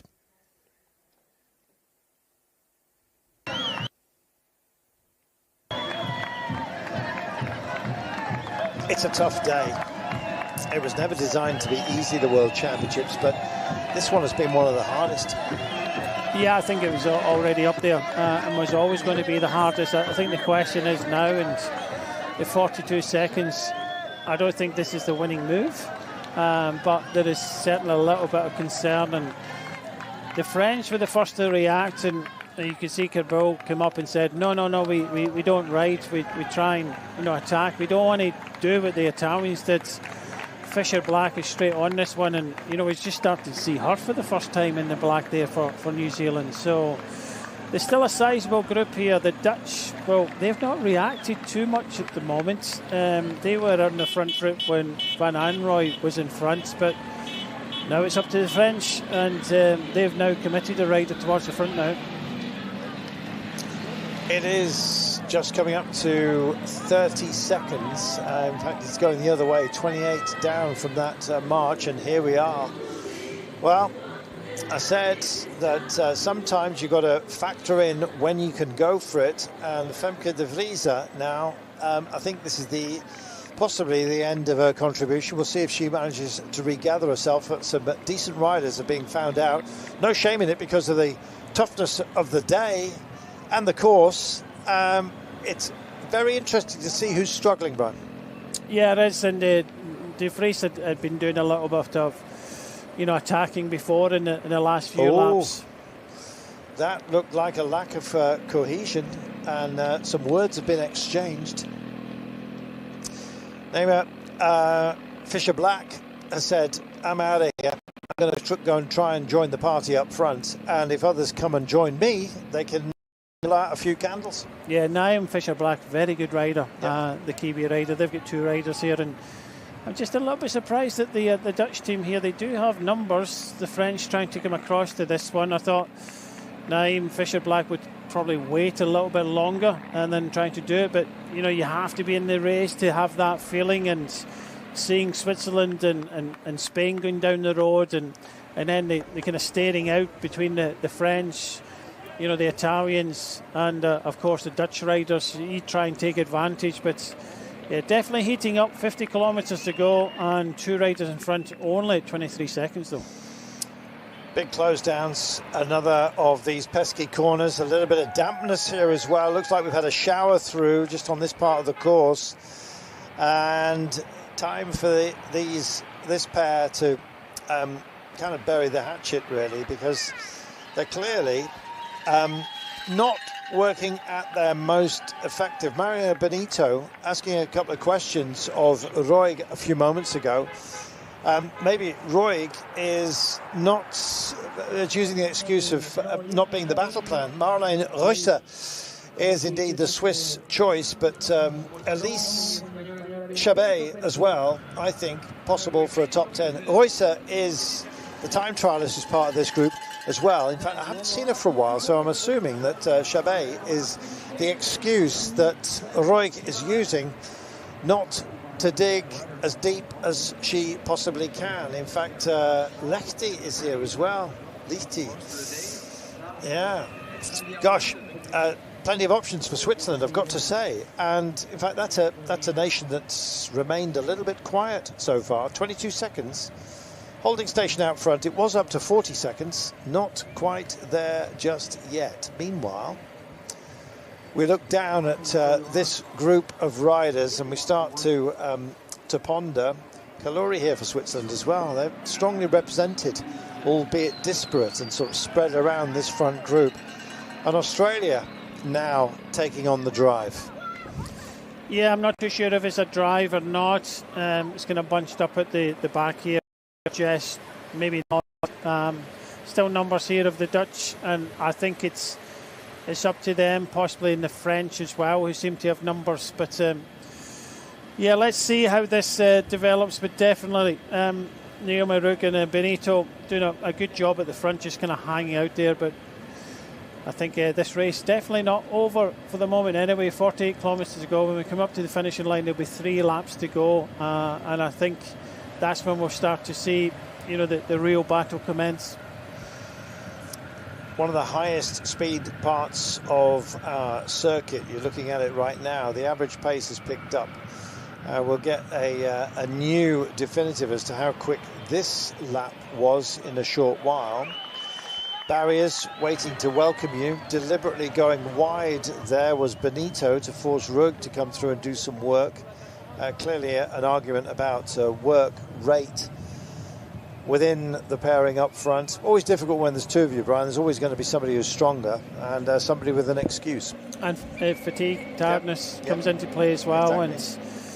And this distance out as well, and like you say, only 2 riders. But let's see. As you said, the Hungarian Vas, who's on the attack, she comes into that corner in 3rd place.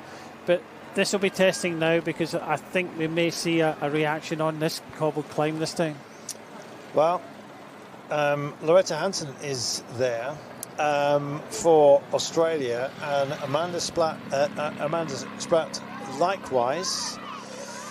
Well, we had a shrimp up the road. What about Spratt? Let's see. Can't wait. They're spread wide across the road. It looks like mark-out time still.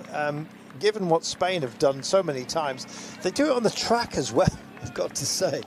They're quite happy on some of the points races, for example, just leave the pack behind in a velodrome, and sometimes it seems to be that's the mentality of Spain. They just love getting involved in the action. They've got a rider up front, of course, in Benito. Yeah, and they've had success at these championships as well.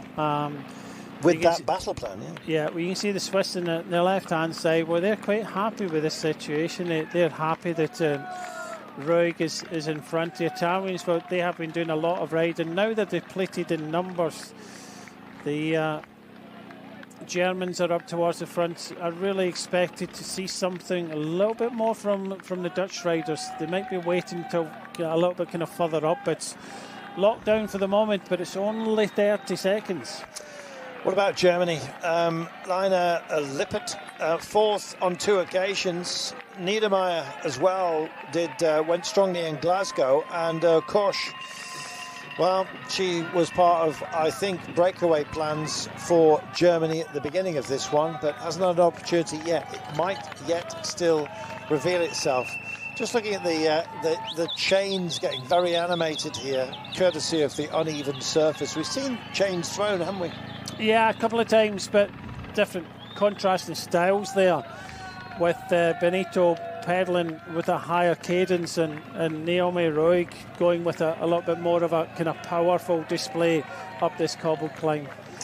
Well, Elise Chabet is here at the front of proceedings for Switzerland. Meanwhile, Roy Jacker is at the back on the climb here, after having done a lot of for the Netherlands there in the bright orange, number 8, having done a lot of work earlier on. That's Hong Kong's Wing Yi-Jung.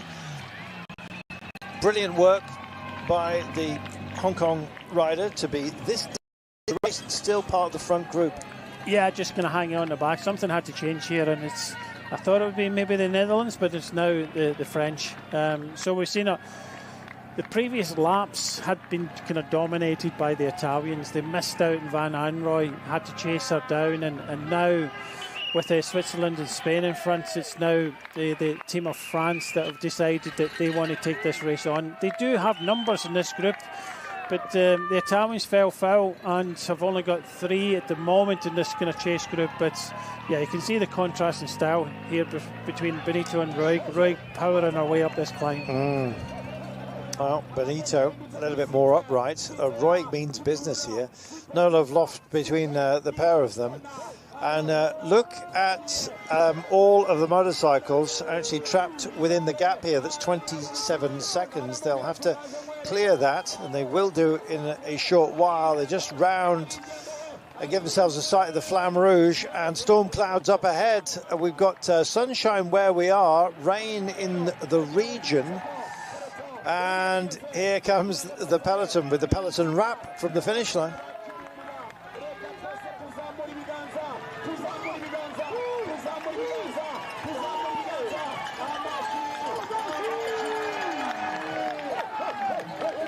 Love the atmosphere here. It's one of the fan zones, as you can hear. There's a big screen behind them as well.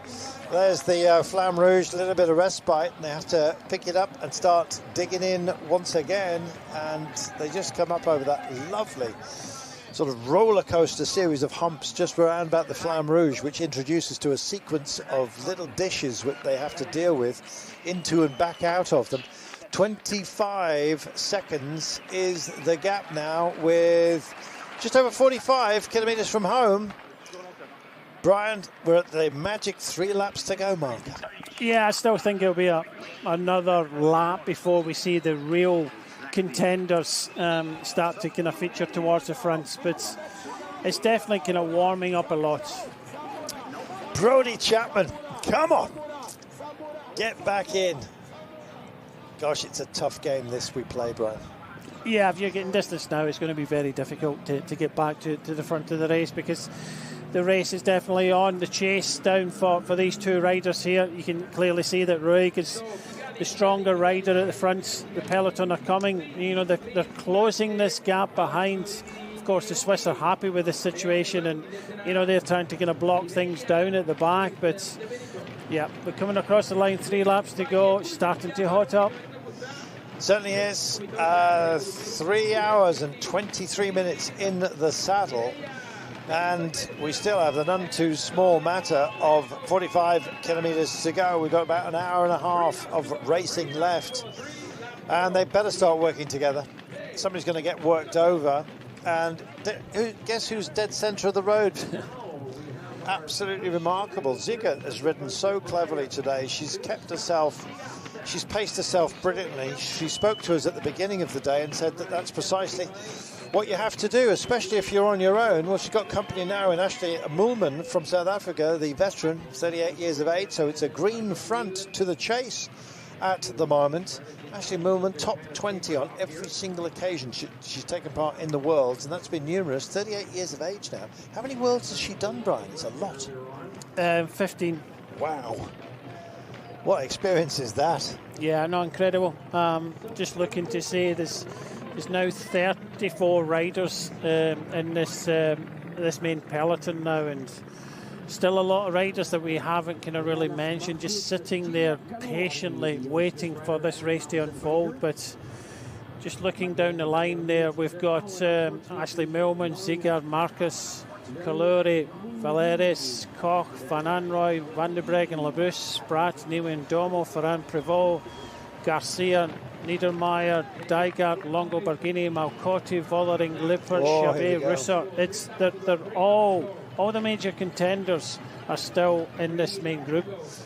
Well, it's starting to kick off, and Australia have decided to leave the party, quite frankly. Yeah, great to see. Well, we did say, set us back to catch a fish.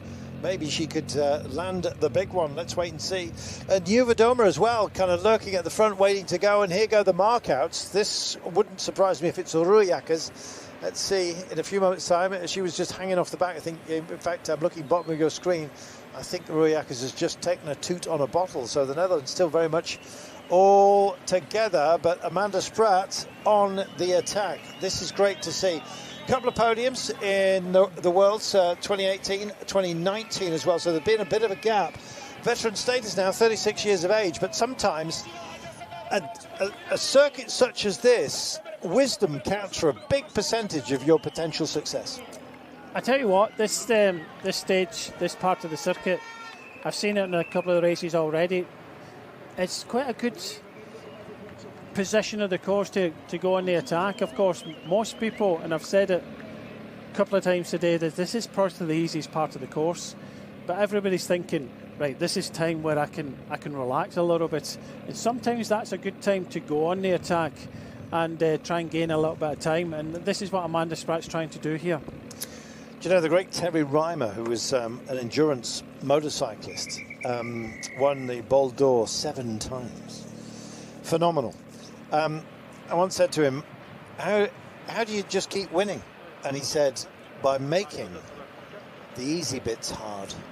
Yeah. And that should be a T-shirt, Brian. Make the easy bits hard and gain the success. When everyone else has switched off, switch on. Yeah, go. No, exactly. Everybody's thinking, well, I can relax a little bit. Amanda Spratt decided, no, you're not relaxing, and that was the fastest lap of the race so far. There we go. Make the easy bits hard.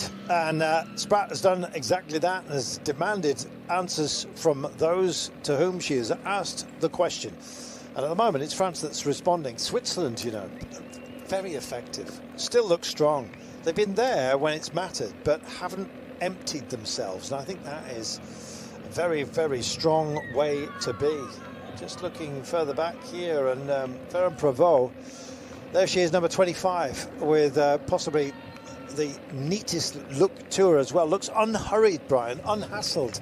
And that's a very strange thing today. Here she is. Well, this is the way to ride. Just relax. Don't get involved. And I think for Pauline Ferrand Prévot, it will be a last lapper. I think that's what we should be counting on. That let them knock lumps at each other. And of course, the onus is in them a little bit. That's why they're starting to ride on the front.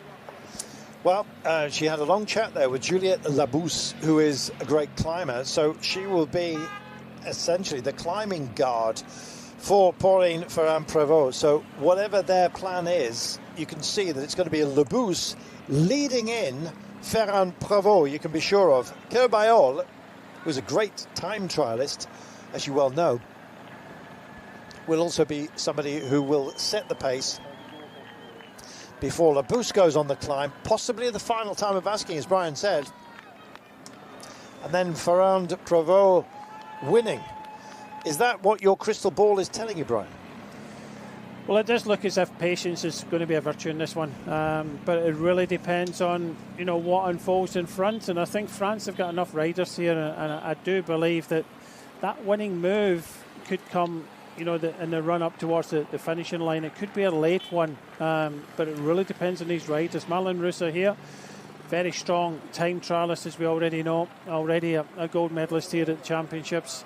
But you can look at them in the group here that they're riding off the back of France now, because France have decided that after Italy they want to control the latter part of this race.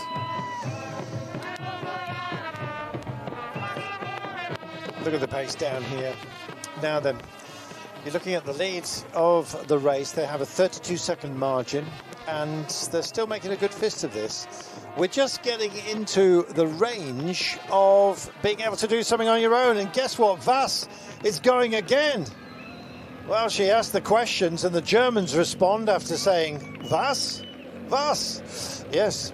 And indeed, they want to make sure that this doesn't run away from them. Switzerland, in fact, it is, that have just embedded in here.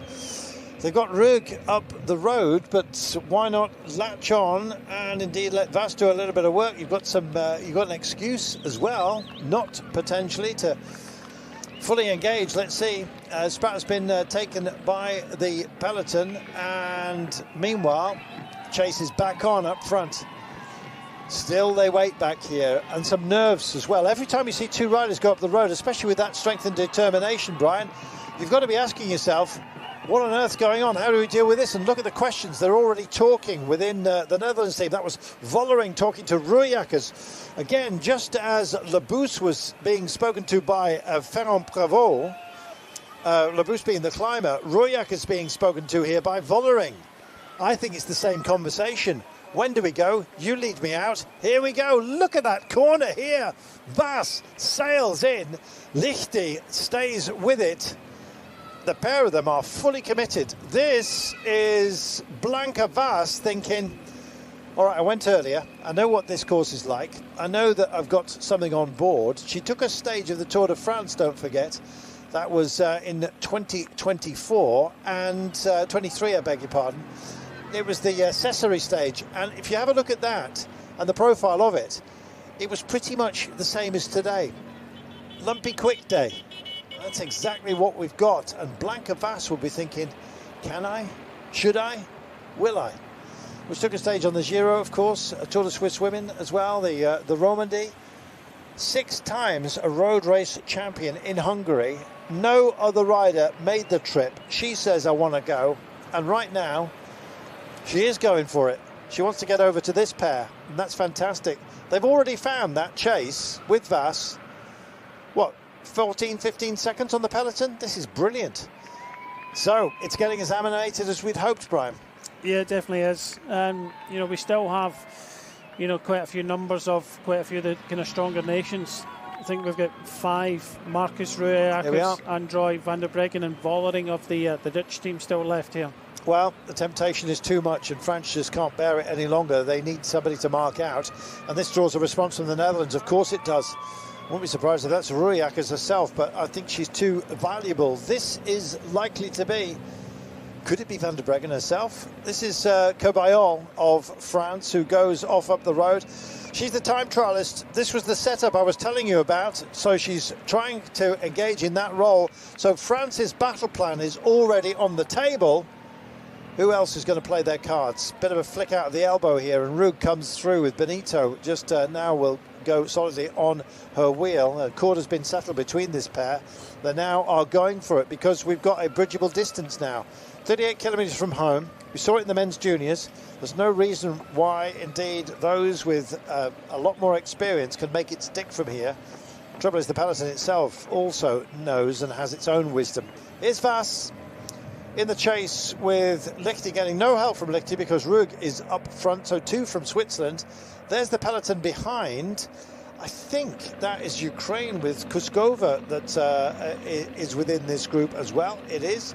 Germany doing the policing. 41 seconds the peloton, and here are the Netherlands just like cruising up. Yes, cue the Jaws music, as they say. This is Ruijacus back here, good climber, but out of position at the moment. Anderson of Sweden also just stretching her legs. Likewise for Canada, Valliere, who I said is one of the absolute best of the outsiders here, that might be a dark horse and outside hope for Canada, is also in the vanguard. There she is, just bouncing at the back. Both the Norwegian riders are still very much in the game here, which bodes very well for Allerud. This course suits her very much so, and Uxet, who is definitely a punchy rider, can garner a top 20, but she'll be hoping for more than that in this group right now. Brian, the prizes are on the table. Who's going to open the boxes? Well, I was just counting the numbers there. We get 37 riders in the front of the race from the 3 groups here, spread over 51 seconds. We've got 5 riders from the Netherlands, 5 riders from the team of France, all three riders still in here for Germany, but more importantly, the Swiss still started with 5. I've got 5 riders still in contention at the front of the race, but the French have taken it on. They have got Ferrand, Prévost, Carbeau, Labus, Lynette and Music. So they've still got 5 riders, and they want to control things just like the Italians did before. But the Italians started with 7, but they only have Longo Borghini and Malcotti left in this group. Yeah, it's been a fry up. 14%. These are the steepest gradients that we have on the course. Bit of dispatch here from Rug. Doesn't want the weight of the bottle. You saw it still had fluid within it. She'll take another one once we get over the top, and Benito's starting to struggle here. That is a rider in pain. Meanwhile, Vass has now got help. from Lechty, which means that Switzerland believe having 2 up front is better than 1, and France light up. Italy, I think, are bailing, potentially a sinking ship here, and this is fabulous. France are asking a big question. Who's going to make the answer? Yeah, this is a big question, and that means that France want to really put pressure on the Netherlands. The Swiss are in the front foot here. They've got 2 riders at the front of the race, and you have to ask Lechty, why she's starting to ride. Well, why not? She's got Ruig in front with Benito, but there's only a matter of 15 seconds. Just as I was saying that France had numbers, they're starting to drop off now. So 26 here is Kerboul, who's done a bit of riding, but you have to ask the question of the Netherlands here, because Anna van der Breggen at the back, Demi Vollering is a little bit further up, but just kind of hanging in the back there. You've got Rujakers as well. So, they're a team that started to instigate, tried to push the jabs, but are sitting back for the moment. Meanwhile, you're looking at Jasmin Lichty with Blanca Vas, and now a gap. And here we are. Here are your answers coming through right now. This is Barbara Malacotti, who is just drifting up on the left-hand side. Not a bad climber, but options are disappearing big time for Longo Borghini in terms of support. Yes, they started with 7. They were one of the stronger. They took it on. They closed the gap when Van Eyron went. They've lost pretty much all their team, and I know that Longo Borghini is quite happy to look after herself in this situation. She likes to go long as well, so she doesn't mind. But like you said, she'll have to do pretty much most of it on her own now. Well, I've got to say that Elise Chabet has got 2 riders up the road, which is a great gift. France would like to have something similar. Thank you very much. And of course, that drive starts now for France. What have you got? Well, mood music maybe, and Evita Mujic has indeed started to set the tempo of the final approach here. The Netherlands want to be involved. They don't want Mujic to go up the road and offer up good support. And so it is that France are indeed in dictatorial role. And look at some of the big names that find themselves out of position right now. This is fascinating. That's Labousse back here, who did a lot of work a little bit earlier on. This seems to be a regathering, but look at this. Demi Vollering is back here. So, indeed, as well, is Özge Ziegert, and we've got some real strength, have set sail. They've left the dockside, and they're about to turn on all of the outboards. Let's go.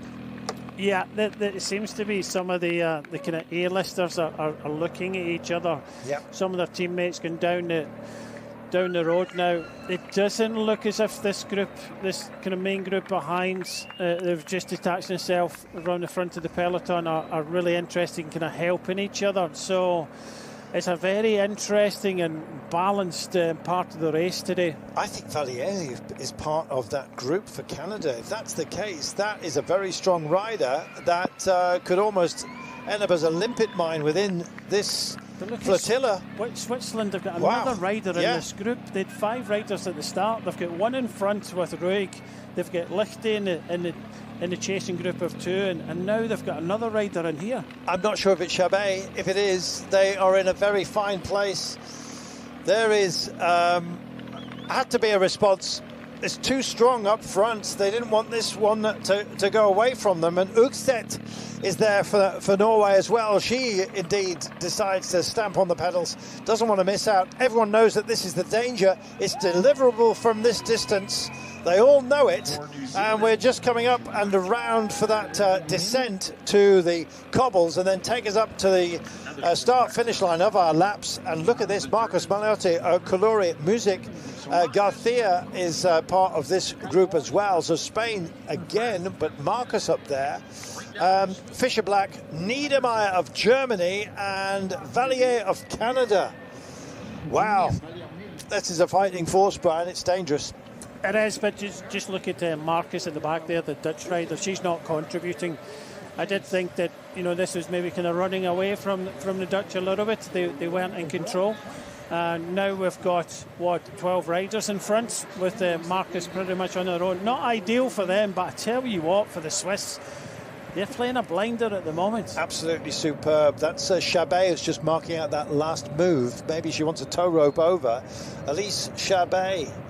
Well, she loves short, steep climbs, and on the last 2 occasions she's been top 10 as Elise Chabet. In fact, looking at Kaluri, but Chabet is the one that marked out from the main group of favourites just behind. So she's wise to the moves, part of the battle plan, and she can push on. So she has a teammate up front, but Elise Chabet is very much dialed in. I think the Swiss are playing a blinder here, Brian. Yeah, they've got one rider in each of these groups in front. Every one of them. Australia now with Loretta Hansen on the front here, trying to kind of bring things back a little bit, make it a little bit easier for Amanda Spratt. But just look at the Swiss here. They've got, with Vass there, they've got Lichte in front, they've got Ruig. Kaluri is in the chase group of 8 riders, started with 5 riders, and already, you know, they've got 3 riders at almost the front of the race. Absolutely remarkable. This is Ruig now that's pushing on. Doesn't necessarily need the help of Benito. Got a 19-second gap on her teammate Jasmin Lichte, who's coming over with Blanka Vass of Hungary. Then a shorter gap, just under 10 seconds, to another group that contains Kaluri. And then amongst the favourites, they have got Chabet. What an amazing sequence of effective decisions have been taken by the riders themselves. They're not getting any help from the side of the road. No, they're not, and I think we may see the Swiss riders here not contributing. Hansen leads on for Australia here. Let's see, because it's starting to really get serious now. 47 seconds back from the front of the race, but the riders in front are only 20-odd seconds behind, but the Swiss rider, I think Chabet, is sitting second place in that main group. She's rubbing her hands. She's got 2 teammates in this group. I don't think they'll contribute because Ruig is in front. But I tell you what, if I was them, I would encourage them to do so. Yeah, exactly. I think Chabet could kind of look after herself. It's ideal terrain for her. She could even bridge this, I believe, anyway. 41 seconds to the front group, certainly to the chase. And looking at the chase at 16, 17 seconds as it is. Here is Vass, just about to be absorbed.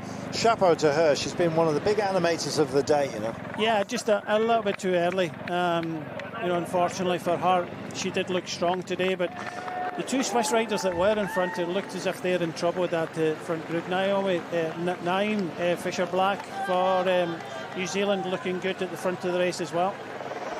Meanwhile, it still goes on. This is Burley Chapman, who's actually really wrestled the bike to stay with this, just goes round Loretta Hansen. Meanwhile, out front, Ruig still there. Benito's managed to hold on. They're on this gnarly cobbled section. Once they've dealt with it, they've still got to do this twice more, don't forget, which is always going to hurt. Ruig doing a great job up front. Lichte now on her own as Vass has been absorbed. Meanwhile, chased down by a group that includes Kaluri for Switzerland. Well, it could be part of their master plan. Quite remarkable. And for everyone else, Swiss time might be running out. Let's see, 31.8 kilometres from home. Notably, of course, for this group, which we're looking at right now, just over 500 metres from the top of this cobbled section. France grinding in, sitting in others. This is Van der Breggen towards the back. Just up ahead of her is Van Arroy, who was part of the breakaway push. Vollering looking strong round the outside, not wanting anything to get away from her, and still 31 kilometres to go. And just look at this chase group, and the easiest ride of all, surely for Elise Chabet, who's part of this chase down at the moment, staying attentive. She's got a teammate with her as well. All Swiss riders still active. Yeah, Russo. I think in the chase group, you know, one of the Swiss riders is gone. So they've only got one rider at the front here with Ruig, another one of their teammates just behind. I think it might be Lichte, and you know, definitely Chabet and Russo. So they're looking strong today, but I think the major contenders just sitting back for the moment, come over the top of this climb, start to head towards the finish, and there'll be 2 laps to go. Oh, Van der Breggen, that shows you just how tough this is.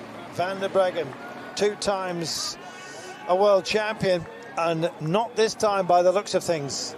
That is a toughie, Brian, to see. It is. Twice winner, twice second, took a couple of years out, came back to the sport. You know, she looked strong, maybe not back to where she was, but she's been very, very competitive. And again, this chase group here, just a modest margin back to the peloton, which could almost just be described as a group itself of fewer and fewer band members. Still got Niewiadoma in here, by the way, for Poland as well. This is looking absolutely spectacular. France trying to hold on by the skin of their teeth. Italy hyper diminished as well. France actually look great with great strength, and still we have Ziegert here for Slovenia, I beg your pardon. Good Lord, what a finale this is turning out to be, and what a day it is for Switzerland. Yeah, look at this. Birakova still in there for the Ukraine, but I think the 2 in front will be joined quickly by this chasing group. They're only 8 seconds down, but you could see that Pauline Provence was just sitting behind her teammates. She's got a couple of teammates to help her. This is some of the riders coming up to join forces at the front, but these last 2 laps, I think, with the numbers that Pauline Provence has got, I think she'll wait to the final lap. Niedermeyer flicks her elbow out from that chasing group, just beyond that duo going off your screen right now. And here we are. This has Marcus for the Netherlands, another great satellite to send up the road. Fisher Black for New Zealand. Niedermeyer is here for Germany. Valliere of Canada, who at the beginning of the day I was telling you that this had to be an outside hope for her, and she's just bouncing nice and comfortable on the barriers, as you can see, as part of the chase. Hasn't lit it up just yet. 2 laps to go by the time they cross this start-finish line. And right now, Benito gets back involved with Rug on her back wheel, just heading to cross the line, and we'll have a look at the clock, which tells you what the deficit is back to the chase. It's hardly anything at the moment. Crossing the line, Canada here. Valliere is there. Fisher Black just on her wheel. Tucked in as well for Spain is Garcia. And suddenly it kicks off. Slightly misgeared on the attempt here that comes out from Italy at the back. And this is where the big names start to come and play, Brian. We've got that kind of distance. This is deliverable, but you've got to be in the right place. Is it the right time? Well, she always wants to go early. She is such a strong rider, but Niewiadoma was straight on her. And you could see that Kim Lacourte with gel, she was just about to take that gel, but she had to react, and you have to react when Longo Borghini goes on the attack. She's gone, Longo Borghini, in a good way, straight off and up the road. America also involved here, likewise just about everybody else. But look what it's done. It's actually cracked open the treasure chest, and there is a rainbow jersey to be found within. But some are indeed without the resources to make this stick. What a moment, Brian. 2 laps to go. Here we are. Yeah, no, it's kicking off, and the Vollering was up there. I don't think it's going particularly well at the moment for the Netherlands. They seem to be in the back foot. This group has come back together at the front to make a group of 10 riders, which is significant. Longo Borghini has got a teammate here. This is why she's trying to come across to this group. But yeah, it's all kicking off into the last 2 laps of the World Championships here in Rwanda, and let's see what the others have got. Let's see what they've got indeed. Rosa and Lichty up ahead, Kalori and Roig. And indeed now we are just starting to dig in big time. And for those who have been found out, they've been found wanting potentially. Royakis Van Rooij, Demi Vollering in a chase group with Rihanna Marcus further up the road. And it looks like we might get ourselves a bit of a regathering, but it could end up being a sprint, this, Brian, the way that it is going. because we are regathering our resources. A lot of the teams are. Some have burnt down their teammates. Looks like Rujakers is at the end of her resources. Yeah, it does. She's been kind of hanging at the back for, you know, the last kind of couple of laps as well. But yeah, it's a sitting weight. It's you know, we could see that Longo Borghini, well, she's got a teammate in front, but she's on her own here. She's on the left-hand side. She did try there, but this is a few kind of hit and hopers. This is riders that have been distanced off the back and thought, well, if I stay here, I'm going to get dropped again. Why not just give it a dig? Well, if you got it, spend it. And there's a few riders here that want to do precisely that. And as you can see, it's delivery time. If you've got anything left, you better go for it. Alarud it is, on a course, as I mentioned, that suits her brilliantly, has decided that she needs to get herself up front. And every time we say one of these names, Brian, they're known to everybody. They must have the big names in their head, because they're marking them out beautifully. It's a whole sequence of attacks that we're seeing now right now. It's not going to stop. Well, this is a part of the course that we said just earlier. This is Ella Wiley of New Zealand trying to go across. Of course, she's got a teammate just in front. I'm not too sure if she knows that, but this is the part of the course that, you know, is probably the easiest of the lap. And, you know, they're trying to take advantage of it. But you can see Longo Borghini at the back here with Pauline Perrin-Prévot. They're just sitting and waiting. There's a few of them doing this and, you know, playing that game of poker. Well, here we are. Chapman is from Australia. Actually, is it Brody?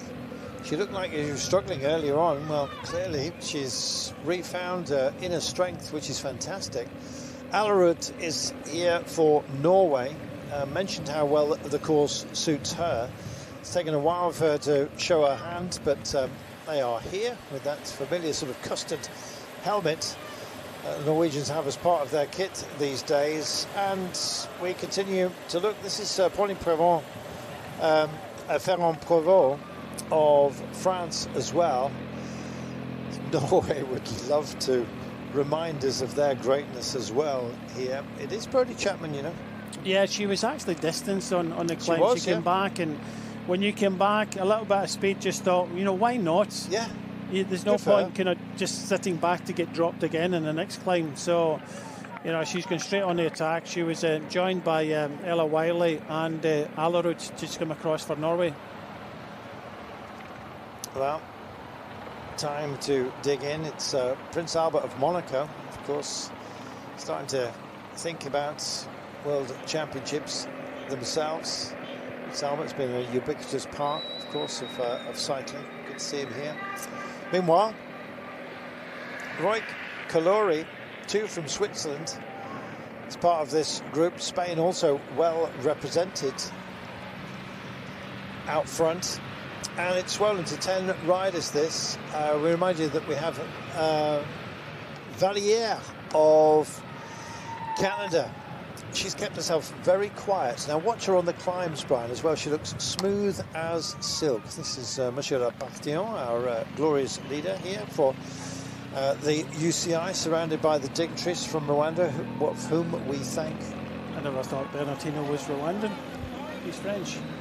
He was sat on the right-hand side of Lapartillon, but in the main group here, it's slowed down significantly. Look at it, wow. 125 and growing the whole time. And going to get cooked. You could see that in the group in front, that there was a few riders just sitting there doing nothing, probably wondering what to do. And that can something kind of hinder the front group a little bit. So Italy were represented in front with Malcotti, and Marcus was there for the Netherlands. They are not contributing at all. They're going to miss out, Brian, because it's starting to get set. And Canada, with Magdalene Valliere, she took the Trofeo Palma, don't forget. Very, very good season that she's had, but she is very loud on this kind of terrain. And, you know, sometimes it takes a rider to be matched. And that can reveal itself even to the contender. She's on the front at the moment. She wants to set the pace. That's how fresh she is. problem we've got here, you can see the Van Anrooy going back to the car. They are a little bit uncertain about what was happening here. Marcus, I think, is doing the right thing. She's not contributing.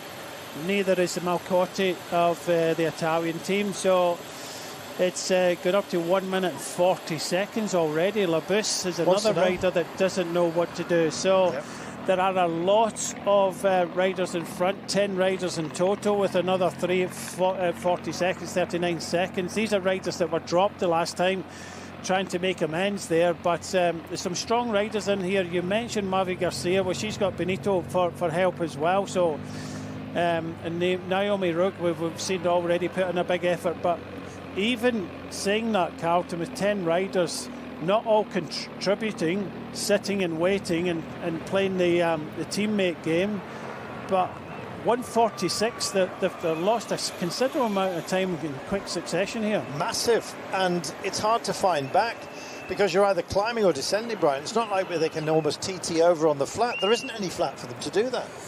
No, not at all. This is Cedrine Carboul.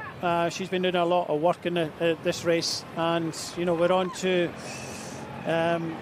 this real kind of fast part of the course now, and I think France are starting to do something. A lot of the Dutch riders here, but they're all waiting for the orders from behind. This is the front of the race, but not everybody is contributing here. A lot of passengers. Still 146 is significant in the last couple of laps here, but still doable from some of the riders behind. Do you know, in the pack, a 4 from the Netherlands. Yes, they've got Rihanna Marcus up front, who's a great time trialist, might actually serve her very well, but she's got a problem that she's got some very, very strong riders around her within the front portion. And amongst the favourites, I don't know whether there's been a burn down of their ambitions, because with 23 kilometres to go, 2 minutes is a lot to make up. And if you start to push into the gap, you're going to be helping your rivals. Yeah. There's a standoff here, and here it goes. Yeah. Had to happen. Van der Breggen's gone for this one. She was dropped like 148. This is getting a little bit serious now, and I don't know if they're able to get any communication up to Marcus or anything at all. But the race is not over for these riders in this main peloton, but it's significantly harder for them. Yeah. Dare I say it? Some of them are back. My view is that they are in serious trouble. Maria is back in here, called to duty potentially. Alerud is up front. Her teammate here, Ugset, is part of the favourites. Sometimes being part of the favourites does not garner your favoured status, and Van der Breggen was marked out of this. This is what I was saying, Brian. I think the winner is going to come up from further up the road, because they're neutralising each other's drive. They're not all going to work together because they've got teammates up front as well. It might be an unexpected source of our winner today.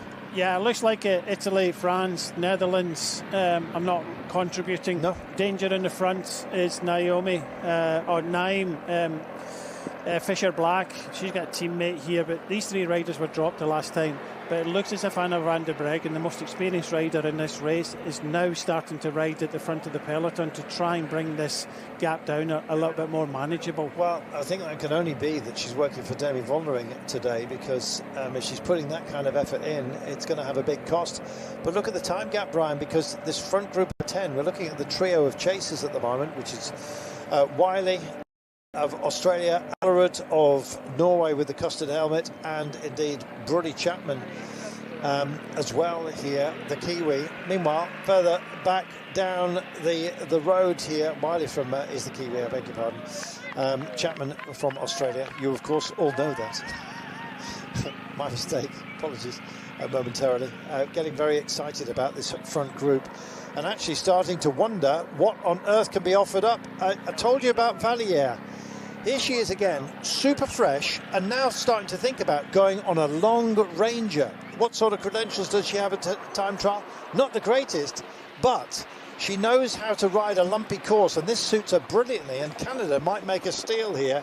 1:38. They found 10 seconds only, but that's in the last 2 kilometres by the peloton. They've got to get quicker, Brian. Yeah, it was a reaction there from Mavi Garcia of Spain. She put a bit of a dig in at the bottom of the climb, took the Canadian Valères with her, and also Naim Fisher Black, and Marcus is in the back foot. But just look, more importantly, behind Carlton, you can see that the French rider and the Italian rider is dropped from the front of the race. I'm not too sure that information will get back that quickly, but we might see more teams starting to ride on the front now. This is big news, what's going on back here. Because there's some very big names that have been found out by the course, I believe. Minute and a half with 20 Ks to go. Is that a bridge too far, Brian? No, it's not at all. I think if the information gets back now to the French that music is now dropped from the front of the race, you'll get not only the Dutch team riding on the front, you'll get the French as well. So they'll start to ride and they can bring this gap down. We've seen it in many of the other races where, 45 seconds to a minute has been brought back in the final climb up towards the finish itself. This test, nasty one, is going to be done by this chase in just over 50 Ks, as you can see. But I almost think the crest is sometimes the most difficult to take. Here's Magdalene Vallier as part of this front group with Fisher Black, Nima Fisher Black and Mavi Garcia. That's a strong trio. I've got a lot of belief in this trio, and I think it's being, I guess, accentuated by the gaps that they're already throwing up. Here we go. They've got 1:45. They are working very well on a peloton that is losing. They're losing the answers. They've got the lexicon, but I'm afraid they just can't find how to, I guess, disseminate the messages that they're getting from out front, which are few and far between, as we know in the world. Yeah, they won't know what's happening. I'm not too sure if any of the team cars behind will be getting any of the pictures that we're getting. Some of them do, some of them don't. Of course, they're going through the pit area if they're getting any information kind of shouted up to them. But really, the Netherlands really on the back foot here with Marcus. Wasn't able to stay with the three riders in front. Van der Breggen now gone.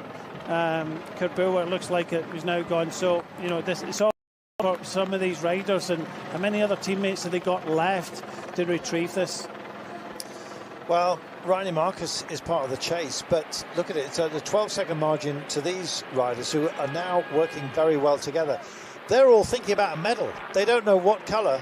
Via sheer alchemy and force of will, they will indeed potentially turn bronze to gold. Let's wait and see. But picking a favourite on a day like this is very difficult. Even if you have three riders only in contention, any one of them can win it, because if they're still here, they have what it takes, Brian. Well, it's the perfect situation, Carlton, because all three of them are thinking, well, if we can stay away, I'm going to get a medal. So it's a perfect scenario having three riders in front. 1:46 back to the peloton. Let's see what's happening there. But I really do think that when we go into this cobble climb up towards the finishing line, that we now have to see the main players come out to play. Well, I think we're going to get it, but I think they might have left it too late to play their hand. There's elbows flicking out all over the place here, and quite frankly, nobody wants to come and join the dance. There are three up the road. I think they've got an amazing opportunity here today. Let's see if they can deliver it, because for everybody else, as Benito comes through here, for Spain, she's got a teammate up the roads in Garcia. Now then, we are looking, that was in fact Benito, I beg your pardon. This is your trio, Garcia, Fisher Black and Valliere. And the chase is, well, there's a third chase here, but where is the peloton of favourites? Nearly 2 minutes now, Brian, they're done for. Yeah, they're here. This is the group now, and it's led by France. But I think, just looking down the line here, there's a lot of the teams are depleted. If these riders want to contend for the victory today, they have to do it themselves, because it's a lot smaller, it's very limited. So I think Pauline Previn-Prevot, Niwendomo, Lacourte, they all have to try and do something on this climb up towards the finish, and Chloe Dygard is still there. They cannot wait any longer now. They have to contribute or go themselves in the cobbled climb, and I think when we get on to that, I think that's when we'll start to see strike out for glory for some of the riders that are left in that group. I think it's too much for them. I really genuinely believe that we talked about those riders for whom this course absolutely suits. Valliere was one of those we picked out right at the beginning of today for Canada, and she's here.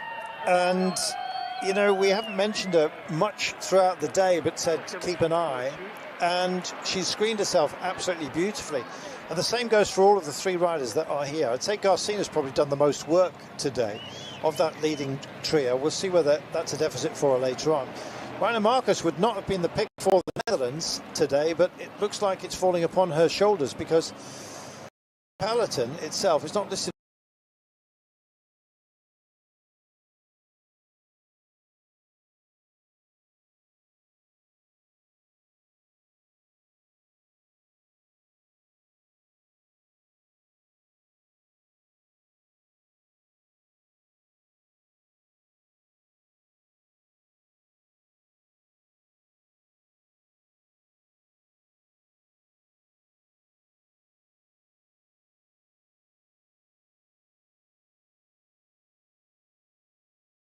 Naomi Rugg has been very much an animator today.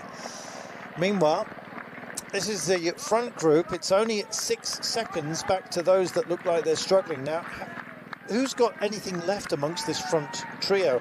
They've kind of had the opportunity to take a little bit of respite. Not much as a trio, though, Brian, but some. No, I think in the group in front, Naim Fisher-Black was sitting at the back. She wasn't contributing too much. She does look relatively fresh. Mavi Garcia was looking good as well, but this is the main group pushing into the bottom of the climb, and let's see, they have to go. They cannot wait any longer. If they want to win the title, they have to go from the bottom of this climb. Well, you've heard Uncle Bry. It's time to do or die, and there are never, as you've always said, Brian, whoever takes the rainbow bands has really earned it. Oh, they have. No doubt about it. You got Niedermayer just coming up. Marcus, can she make it up? Unfortunately for Kaluri, I don't think she's going to make it, but it's a big call for the Netherlands, and I don't think she will make it, but Niedermayer makes it 4 in front. Wow. Marcus struggling. Niedermayer has got onto Garcia, Fisher-Black and Valliere. So it's 4 up front with Rihanna. Marcus trying to join the fun. Doesn't look like anyone is enjoying themselves amongst the riders. Somebody is going to win today. Any kind of medal today, let me suggest, has been extraordinarily hard fought for, and is going to be almost a career-defining moment. And well, the definition of pain, Ryan, you're seeing it right now. Van Aroy, who did so much earlier on, is off the back. Likewise, Ziggert is just starting to struggle here to hold on. She's got no teammates, hasn't had all day, done a good job of thinking a good ride and indeed producing one, but ultimately you need backup, Brian. The gap is coming down 121 now, so it's getting rather interesting, but I tell you what, they cannot, and if this I think it's Labus that's at the front here pushing hard. She has to continue to do this. When she goes, then the favourites have to go. They can close this 121 gap, but they cannot look at each other and look around. The only problem about what's happening at the front with Niedermayer joining here, I said it was perfectly 3. Now there's 4. Now there's a bit of kind of doubt. Well, one of us, if we do stay away, is not going to get that medal. It might be 5, possibly 6. Switzerland, after being in such a fantastic position, just losing out now. But a quartet, yeah, somebody's going to be without a medal if they brought it home. Long way still to go, of course, and the possibility that Ryan Marcus could indeed get across. Looks like she's struggling at the moment. Kolori might actually find hidden depths in a few moments' time as well, but she's just about to exit the cobbles, as you can see. But Niedermeyer, what a ride by her as well, to bridge over almost solo. She was very good in Glasgow, actually, as well. Let's remind ourselves, got herself a solid top 20 there on a very difficult course. But the German, well, she can produce something special here today. She's got herself into an asking position. Minute 20 now, with 15 kilometres to go, so that's 10 Ks gone. They've found, what, 25 seconds in 10 kilometres. What else have they got, Brian, to bridge? Well, I just say that the favourites have to come out and play. They still haven't at the moment. I think they might just be leaving it a little bit late now. I expected to see them pushing hard on this climb up to the finishing line, but for the moment they're leaning on the French and playing a waiting game. It might be too long a wait now. This is a very dangerous marker that they've set down for themselves, really, and finally it looks like the wake-up call has got through. It's kind of now or never, but you know what? You can ask the body for something, Brian, and it doesn't always give it you back. Yeah, no, they have to continue at this rate, and it's how much can they continue at this rate? That's the question. But it does look as if Marcus is going to make it 5 in front, and that could make a significant difference because she will not contribute, I don't think. No, she's got a big excuse, and that's that she's starting amongst the favourites, but she might be the best of the Netherlands. Let's wait and see. They're beating the hoardings. It's the bell, Brian. For who does it toll? Yep, still looking like this race is definitely not over yet. We get 5 in front. New Zealand, well, they've got Naomi Fisher-Black, who's looked good. Mavi Garcia, well, for Spain, they could pull off a big double victory today. That would be absolutely magnificent. Still battling is Gina Kaluri, waiting to see what the gap is. A definitive one it will be, back to the group of favourites. Well, we've got some outsiders, not too far off our thinking points out front. But amongst them, well, who do you pick for a medal? And indeed, is it still too premature to start speaking in those terms? Kalori takes the bell.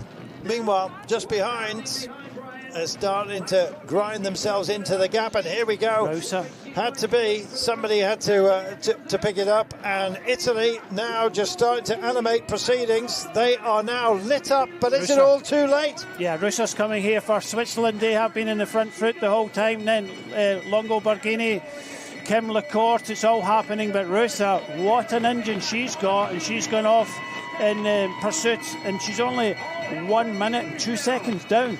Royce, a brilliant time trialist, and now she's setting her stall out. Can she possibly deliver something very, very special? Some that have just run out of resources from that favoured group right now.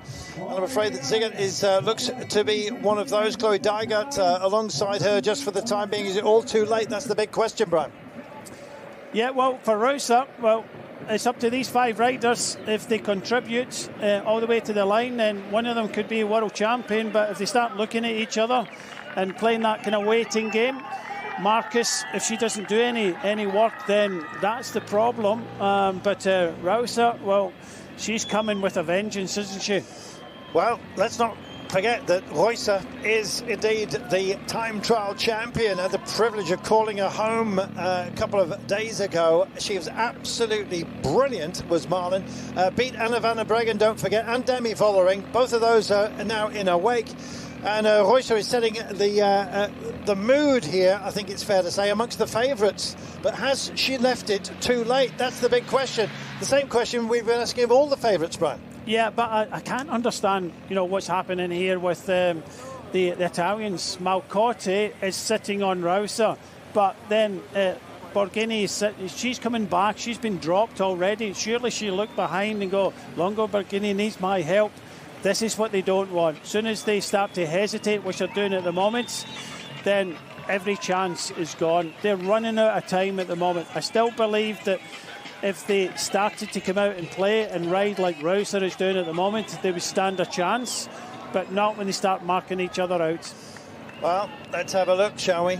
The peloton detailed at a minute, but it started to fracture, and this is brilliant work by Reuser, who's had a fabulous time of things. Don't forget, individual time trial champion, so rainbow bands there.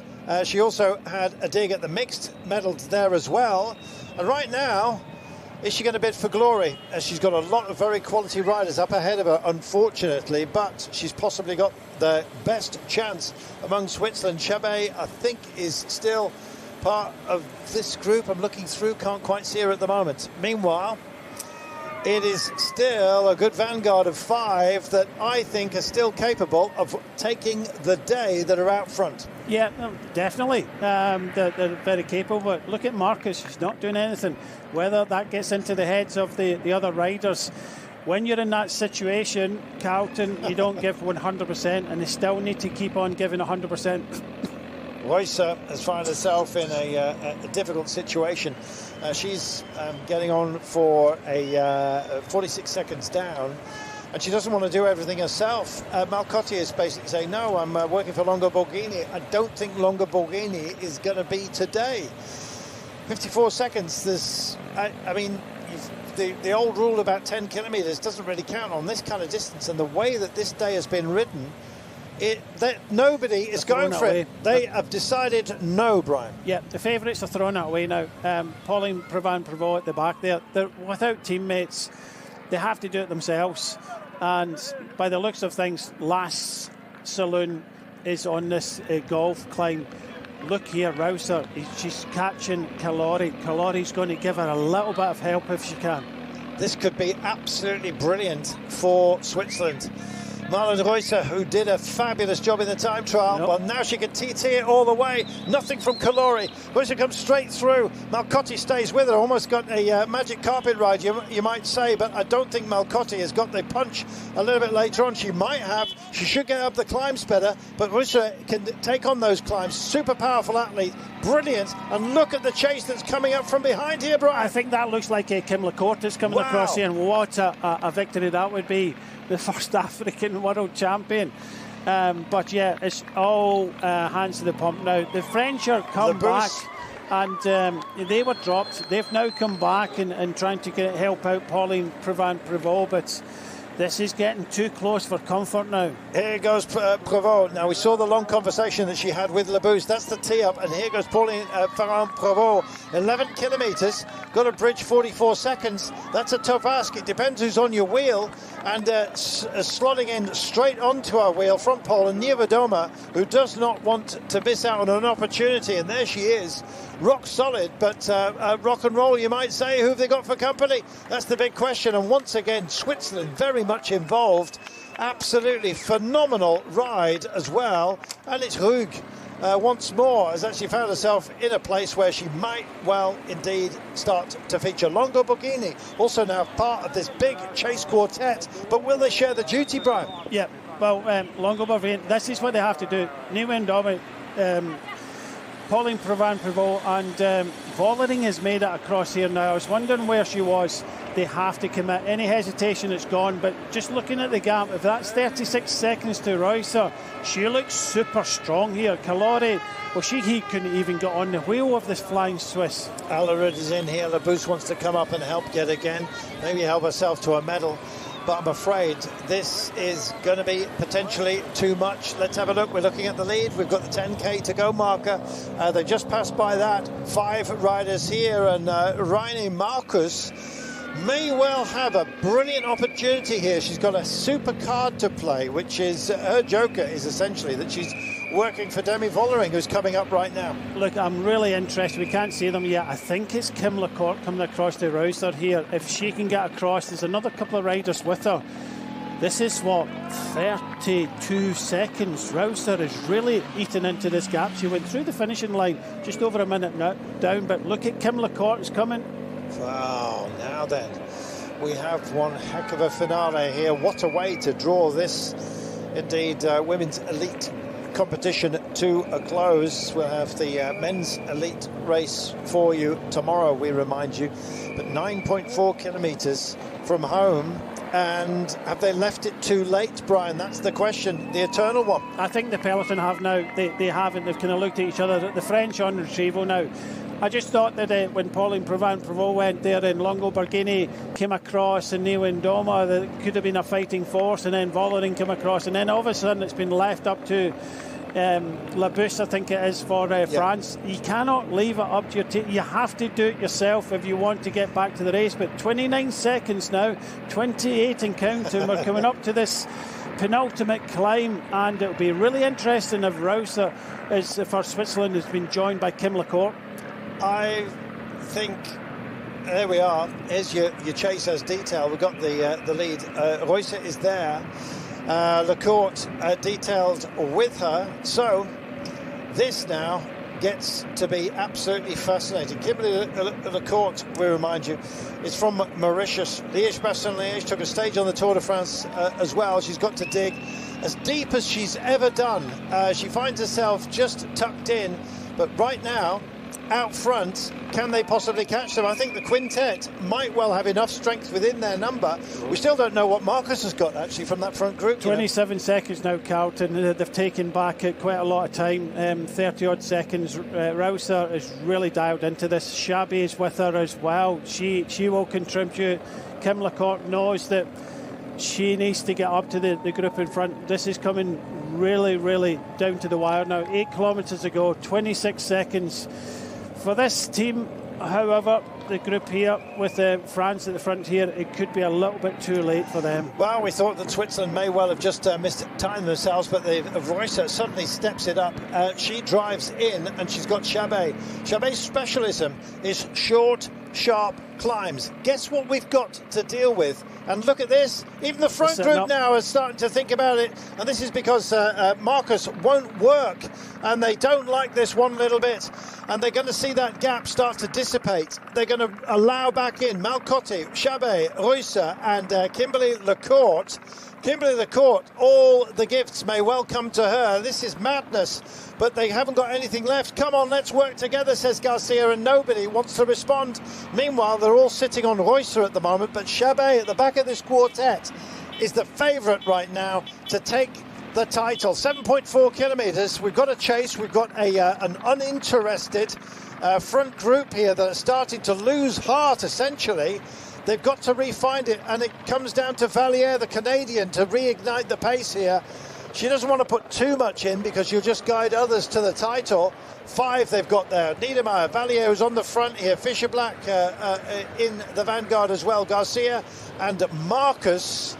Meanwhile, chasing them down is a very, very strong group being led by the massive engine of Marlon Reuser, who Elisa Chabet, great at short, sharp climbs, has now got a teammate to try and guide her in, and there seems to be no heart in the front quintet here to make it happen for them. 22 seconds now, they're going to get caught. Yeah, it's nothing, is it? It's absolutely nothing, and it's this rider here, Rauser, the time trial world champion, doing all the damage behind, crossed the finishing line with, 1 minute 2 seconds, and has cut that back to 21 seconds coming up to this penultimate climb. Kim Lecourt, well, she's got what seems like the World Championships bands on her helmet. She'll be dreaming. She will be dreaming. It's not those bands, but she can turn them to reality. And there it is that Niedermeyer just didn't have anything left in the tank. Also peeling out of that group is Rainer Marcus, probably to try and help Vollering to the best finish. I've no idea, but what I do know is that this is time for the release. And of course it has to be Chabet. She goes for it, picks it up, and guess who? She's got Kimberly Lecourt on her back wheel. This is Marcus having pulled the pin, and they're on it here. Chabet or Lecourt, you take your pick. Right now, whatever other tools you've got left in the garden shed is what you have to use right now. Valliere possibly seeing her chances dissipate, and this is where the drive happens, Brian. Well, she's got rid of Kim Lecourt. She's on her own. Chabet, this is her bid for glory. Longo Borghini now goes from the main group. Might be a little bit too late. Nieuwendomme's there.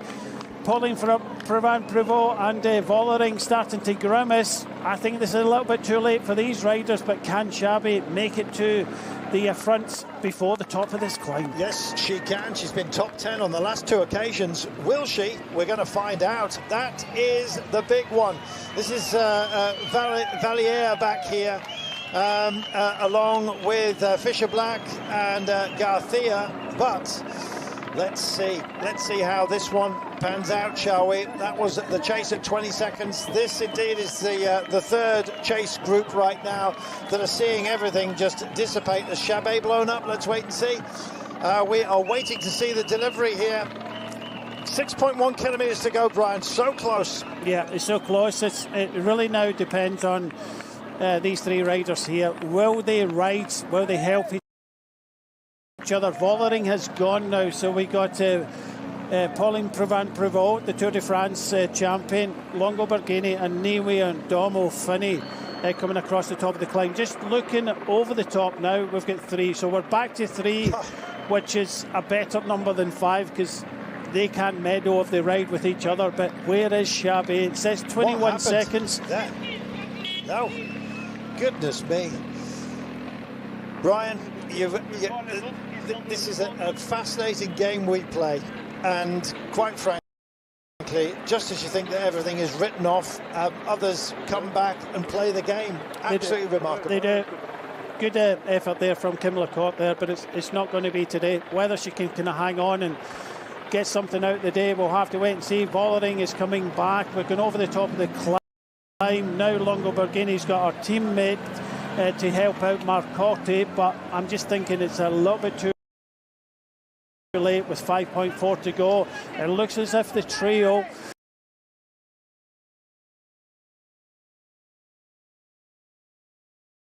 a little bit too late with 5.4 to go. It looks as if the trio are going to fight out the finish, and it looks like it could be between New Zealand and Canada. Valier, what's Mavi Garcia got? That's what I want to know. What happened to Chabet? Likewise, of course, our Mauritian here, Lecourt, didn't work out, Brian. No, it didn't. She tried at the bottom of that climb to go across with Chabet, and Chabet lost her in the wheel, but Chabet not closing this gap. 22 seconds, 23 seconds. Mavi Garcia is not contributing, but the other 2, Valeris and Fisher Black, looking really, really strong here. Valier has looked, we said it about 2 laps ago, amongst those up front, she looked the calmest. She's actually not followed everything, Brian. She's played this very, very clever. We're looking at 3 medals here. They've got 23 seconds, but they're under the 5Ks to go marker, and I still think they've got something left in the tank. Of course you do. You get reignited, don't you, when you're within sight of medals? And that's what we're looking at right now. 3 up is a very good number to be, because you're all going to get something out of it. But what colour? Yeah. That's the question. Mavi Garcia, well, she was slightly distanced. Now we see Shabby and Marcus. I think it's a bit too far, a bit too late for Shabby now. She may have had the numbers, but not today. We've got 3 in front, and they look as if they're going to fight it out for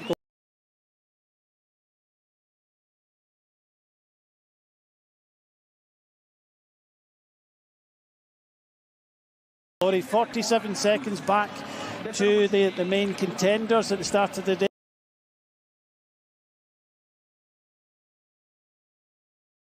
I think it's too much. Well, Chabet, she's good at peaks, but she's going to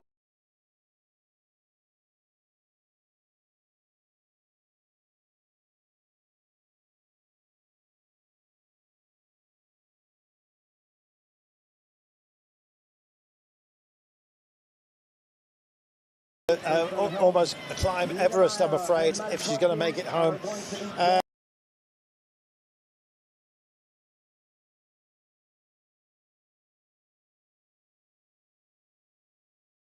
Niedermeyer is about to be caught, but this is all too late for the favourites, Brian. Yeah,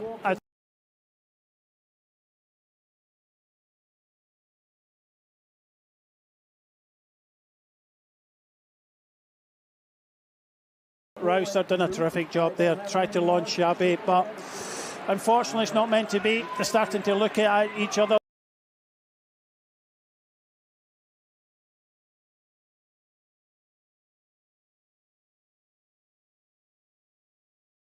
The favourites going into the last few kilometres here have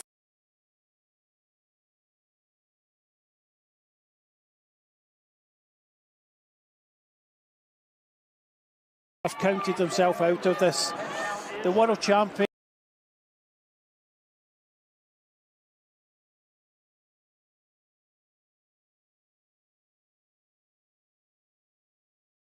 is either going to be Mavi Garcia, which I think is going to struggle on this climb.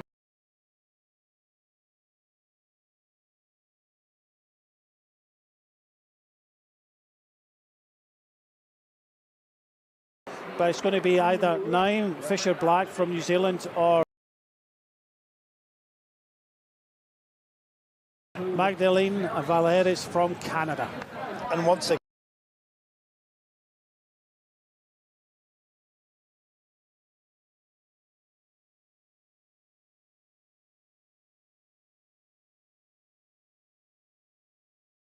you find yourself as the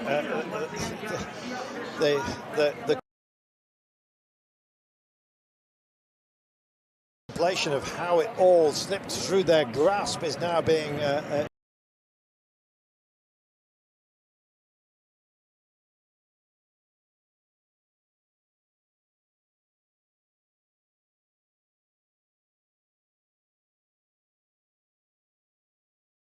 written large on the faces of the French team. Here we are, we've got our medalists in the hams here, and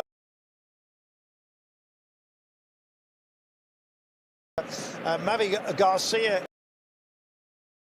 it is that's done the least work. Valier looks the freshest, but Naima